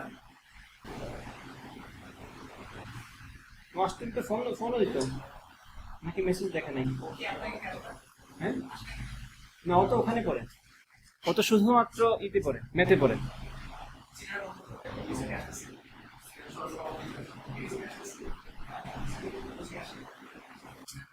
ও শুধু মেতে আসে, এই জন্য শুধু রিকে বাজার যাচ্ছে না, ম্যাথ তো ও যখন আসে তখন রিকে বাজার চলে গেছে। আচ্ছা, ফোন টোন দেয় নাই তার, আমি তো গ্রুপে বলে দিয়েছিলাম না হাওয়া পাড়া ক্লাস হবে। ওকে, বর্ণিত চার্জ দ্বয়ের জন্য ও ও পি বিন্দুর তড়িৎ প্রাবল্য একই হবে কিনা, বল এক হবে কিনা? অবশ্যই এক হবে না। ও বিন্দুতে প্রাবল্য কি হবে? 0, কারণ এইটার জন্য এখানের এক কলমকে এটার এক কলমকে যে বলে আকর্ষণ করবে, এখানের এটাও কি এই এক কলমকে সেম বলে আকর্ষণ করবে না? মান তো সমান, লব্ধি তো শূন্য হবে, তাহলে ও বিন্দুতে প্রাবল্য শূন্য। আর পি বিন্দুতে কি হবে? পি বিন্দুতে কি সেটা থাকবে লব্ধি, এবং সেটা কোন দিকে কাজ করবে, যেহেতু দুইটার মান সমান, এটার মান এই চার্জের জন্য এখানে প্রাবল্য যা, এই চার্জের জন্য তো প্রাবল্য এখানে তাই হবে। মান যেহেতু সমান, তাহলে একদম মাঝখান দিয়ে যাবে লব্ধিটা, সেই লব্ধির মানটা বের করবে আর কি, আর কিছু না। ঠিক আছে, বাট প্রশ্ন হচ্ছে এখানে তুমি এই দূরত্ব বের করতে পারবা কিনা। তুমি কিন্তু এইটুকু জানো 1 সেন্টিমিটার, তুমি এইটুকু জানো 1 সেন্টিমিটার না, প্রশ্ন বলছে না 10 সেন্টিমিটার, তাহলে কত হবে 0.1 মিটার, এটাও 0.1 মিটার, এটাও 0.1 মিটার, ওই হিসাবে আর কি এখানে অতিপোষ্টা বের করে দূরত্বটা বের করবা, বাকিটা তো তোমরা পারবা। আরে প্রশ্ন শেষ হয় না কেন? আর কত, আর কত? হাই হাই, না শেষ, আর বেশি না, আর অল্প। এই ধরনের প্রশ্ন কিন্তু খুব কমনলি আসে, মানে এইরকম ক্যাপাসিটর বলা প্রশ্ন তোমাদের কলেজের পরীক্ষা আসতে পারে। প্রথম কথা, এটা ক্যাপাসিটর থেকে যে সার্কিট বলার প্রশ্নগুলো আসে সেগুলো কিন্তু একদম 9-10 যে একদম সহজ যে মেথগুলো ছিল, রোদ নিয়ে যে সহজ মেথগুলো থাকতো, রোদ এইভাবে থাকলে আর এইভাবে থাকলে আমি সহজে দেখি চিনে যাচ্ছি না, এই দুইটা প্যারালাল, এইটার সাথে এটা সিরিজ, এখানে ক্যাপাসিটরের সিমিলার সহজ প্রশ্ন আসবে। ঠিক আছে, তো C1 C2 কিভাবে আছে? প্যারালাল। কি তুল্যরোধ কত হবে, তুল্য ধারকত্ব কত হবে? 1 + 2 3 মাইক্রোফ্যারাড। 3 এর সাথে এটা কিভাবে আছে? সিরিজ। তাহলে সিরিজে থাকলে আসবে এখানে রোধের প্যারালালের মতো 3/2, মান সমান হইলে, এবং যদি এখানে সিরিজে থাকে তাহলে জাস্ট মান বাই ক্যাপাসিটেন্সের সংখ্যা, তাহলে আনসার কত আসবে বুঝে নাও। 3 ইনভার্স হোল ইনভার্স কি আসবে? 1/3 1/3 2/3, হোল ইনভার্স হলে কি হবে? 3/2। ওইটাই বলছি, এখানে ওভারঅল আমাদের তুল্য ধারকত্ব আসবে C সমান 3/2 মাইক্রোফ্যারাড। বোঝা গেছে কিনা? শিওর? ওকে, তাহলে পরেরটা এই তো করেই ফেললাম, এটা মুখোমুখি হয়ে গেল। তাইলে খতে বলছে বর্তনীর সকল ধারককে সমান্তরালে সংযুক্ত করলে প্রাপ্ত সঞ্চিত শক্তি প্রদত্ত বর্তনীর সঞ্চিত শক্তি অপেক্ষা বেশি হবে না কম হবে? একদম চাইল্ডিশ কোয়েশ্চেন, এটা না পারার কিছু নাই। তুমি তুল্য ধারকত্ব বের করে আগের বারের ক্ষেত্রে এটা তো বের করছো অলরেডি, হাফ C স্কয়ার করে নিতে হয়, হাফ C এর জায়গায় এই মানটা বসাও, V স্কয়ার করে দাও, শক্তি আসলো। তারপর বলছে সবগুলোকে প্যারালাল কানেক্ট করো, সবগুলো যদি প্যারালাল কানেক্ট করে দিই তুল্য ধারকত্বটা সহজ, 1 2 3 যোগ করে ফেলবো, 1 এর সাথে 2 যোগ করলে 3, 3 এর সাথে 3 যোগ করলে 6, 6 মাইক্রোফ্যারাড হচ্ছে তুল্য ধারকত্ব, সেক্ষেত্রে বলবো half 6 micro into V square. Just হিসাব করে বলবা আনসার কি। অবশ্যই যখন ক্যাপাসিট্যান্স সব থেকে বেশি, শক্তিও সব থেকে বেশি হবে, তাহলে সবগুলো প্যারালাল থাকলে সঞ্চিত শক্তি অবশ্যই বেশি হবে, সব থেকে বেশি। এখানে অবশ্য তুলনা করতে বলছো, অপেক্ষা বেশি হবে না কম হবে? অবশ্যই বেশি হবে, নাকি? গেল এটা, পরেরটাতে আসো। এটা সেম প্রশ্ন করতে যাচ্ছি না। পি বিন্দুতে বসে বিভব সমান ব্যাসার্ধের দুটি গোলক A এবং B শূন্য স্থানে পরস্পর থেকে 15 সেন্টিমিটার দূরত্বে আছে। A গুলোকে চার্জ এটা, B গুলোকে চার্জ এটা, পি বিন্দুতে তড়িৎ বিভব পারবো না করতে। এই পয়েন্টে এটার জন্য বিভব CQ/R, এই পয়েন্ট এটার জন্য বিভব CQ/R, যার যার আর আলাদা, এখানে 5 এখানে 10 হবে, তাইলে সহজ প্রশ্ন। চার্জের মানও বলে দিয়েছে দুইটাই পজিটিভ। ওকে, পি বিন্দুতে এটা কোথায় আছে? সর বোর্ডে। পি বিন্দুতে তড়িৎ প্রবাহ শূন্য হতে পারে কিনা? অবশ্যই শূন্য হতে পারে, দুইটাই পজিটিভ না, সমধর্মী হইলেই তো আমাদের পি বিন্দুতে প্রাবল্য শূন্য হতে পারে। বাট কাহিনী আছে এখানে, একদম আচ্ছা, এখানে তো স্পেসিফিক্যালি পি পয়েন্টের কথাই বলছে। আমরা দেখবো পি পয়েন্ট এটার জন্য প্রাবল্য আর পি পয়েন্ট এটার জন্য প্রাবল্য সমান কিনা। যদি সমান হয় বলবো প্রাবল্য শূন্য, যদি সমান না হয় বলবো প্রাবল্য শূন্য না। অবশ্যই এটাকে অন্য অ্যানালাইসিসে নিয়ে যাওয়া যায় যে আমি কি ব্যবস্থা নিলে প্রাবল্য শূন্য হতে পারে। কি বলছি বুঝতে পারছো কিনা সেটাতে যাওয়া লাগবে না, জাস্ট বলবা প্রাবল্য শূন্য হবে কি হবে না। তুমি এ এর জন্য এখানে প্রাবল্য বের করো, বি এর জন্য এখানে প্রাবল্য বের করো। If they are equal to each other then intensity is zero. সহজ প্রশ্ন এটা, মনে হয় আরো সহজ প্রশ্ন। আর নাই তো কিছু না এরপরে, তাহলে 5 মিনিটের মধ্যে এটা করে ফেলা যাবে। ব্যবহারিক পরীক্ষায় শিক্ষক প্রতিটি 180 মাইক্রোফ্যারাড মানের 3টি ধারক নিয়ে শ্যামলীকে তাদের শ্রেণী সমবায়ের সাথে একটি 3 ভোল্টের তড়িৎ কোষ সংযুক্ত করে বর্তনী তৈরি করতে বলেন। আচ্ছা, 180 মাইক্রোফ্যারাডের 3টে ধারককে সিরিজে নিয়ে 3 ভোল্ট ব্যাটারির সাথে যুক্ত করতে বলছে। এই যে এখানে এটাই দেখা যাচ্ছে চিত্রের মধ্যে। রেশমাকে 3 ভোল্টের 3টি তড়িৎ কোষ নিয়ে সমান্তরাল সমবায় এবং সমবায়ের সাথে 50 ওহম মানের একটি রোধ যুক্ত করতে বললেন। আচ্ছা, সেই রোধ নিয়ে আসছে এখন। শিক্ষক শ্যামলীকে পূর্ণ নাম্বার দিলেও রেশমাকে 0 দিলেন। বাহ। উল্লেখ্য, রেশমা বর্তনীর মোট তড়িৎ প্রবাহ পেয়েছিল 0.18 এম্পিয়ার। রেশমাকে যে ভুল করছে সে, হ্যাঁ, রেশমা বর্তনীর মোট তড়িৎ প্রবাহ পেয়েছিল মানে সে হিসাব করতে ভুল করছে আর কি, সিম্পল কথা এটা। এই যে রেশমা কি ভুল করেছিল, সঠিক বর্তনী একে বর্তনীর প্রবাহ মাত্রা নির্ণয় করো। এখন শ্যামলীর বর্তনীতে সঞ্চিত বৈদ্যুতিক শক্তির বিভব শক্তির পরিমাণ, বিভব শক্তি মানে সঞ্চিত শক্তিটাই, এখানে কোনো ঝামেলা নেই। শ্যামলীর বর্তনীতে সঞ্চিত বৈদ্যুতিক বিভব শক্তি, এটা সিম্পল হচ্ছে তোমার ওই বিভব শক্তি না, ওই হাফ সিবি স্কোয়ারটাই আর কি। তাহলে এখানে তুমি বলবা হাফ, শ্যামলী কিভাবে কানেক্ট করছে সবগুলোকে সিরিজে না, সিরিজে। তাহলে যেহেতু সবগুলা সিরিজের মান সমান, তাহলে 180/3 চলে আসবে, তাই কিনা। 1 inverse C1 by C1 inverse C2 inverse C3 inverse 1/C1 1/C1 1/C1 না, সবগুলো মান তো সমান। দেন 3/C1 উল্টাইলে আবার C1/3, তাহলে সবগুলো মান যেহেতু 180, আমি বলবো এখানে 180/3 হচ্ছে মাইক্রো লিখবা অবশ্যই। Half C V square, V কত 3, তাহলে V স্কোয়ার 9, 3 দিয়ে 9 কে কাটলে 3 হবে। 180 কে 2 দ্বারা ভাগ করলে 90 হবে, 90 আর 3 গুণ করে কত হবে 270, তাই না। 270 মাইক্রো জুল হচ্ছে এখানে সঞ্চিত শক্তি। তো এটা একবারে শেষ হয়ে গেল আনসার। দ্বিতীয় প্রশ্ন, রেশমা কি ভুল করেছিল, সঠিক বর্তনী একে বর্তনীর প্রবাহ মাত্রা নির্ণয় করো। রেশমাকে কি বলছিল স্যার করতে, রেশমাকে 3 ভোল্টের 3টি তড়িৎ কোষ দিয়ে সমান্তরাল সমবায়ে এবং সমবায়, আচ্ছা এখানে তো ক্যাপাসিটরই নাই, রেশমার কাছে তো ক্যাপাসিটর নেই, এটা আমাদের চ্যাপ্টারের বাইরের প্রশ্ন। এই মুহূর্তে এই প্রশ্ন তোমাদের সলভ করার ক্যাপাসিটি নেই। ক্যাপাসিটরের প্রশ্ন ভেবে আমরা সলভ করছিলাম, পরে দেখলাম খেয়াল করে এটা তো হচ্ছে রেশমাকে বলছে স্যার, শ্যামলীকে বলছিল ক্যাপাসিটর নিয়ে কাজ করতে, সেটা আমরা সলভ করে ফেলছি। বাট রেশমাকে কি বলছে স্যার, 3 ভোল্টের 3টা তড়িৎ কোষ নিয়ে সমান্তরাল, মানে এখানে স্যার তারে বলছেই তুমি ব্যাটারি গুলাকে প্যারালাল কানেক্ট করো, এইভাবে এভাবে এভাবে। যদিও প্রশ্ন নিয়ে আসছে তাহলে আমি সলভ করে দিই, এটা কিন্তু ক্যাপাসিটরের প্রশ্ন না, বাই দ্য ওয়ে। রেশমাকে স্যার যা করতে বলছে সেটা ক্যাপাসিটরের প্রশ্ন না, কারণ তার সার্কিটে কোনো ক্যাপাসিটরই নেই। ওকে, তাহলে যেটা বলা হয়েছে রেশমাকে সেটা হচ্ছে এরকম 3টা ব্যাটারি, এই যে 3 ভোল্ট 3 ভোল্ট 3 ভোল্ট, 3টা ব্যাটারি সিরিজ প্যারালাল আছে এইভাবে কানেক্টেড।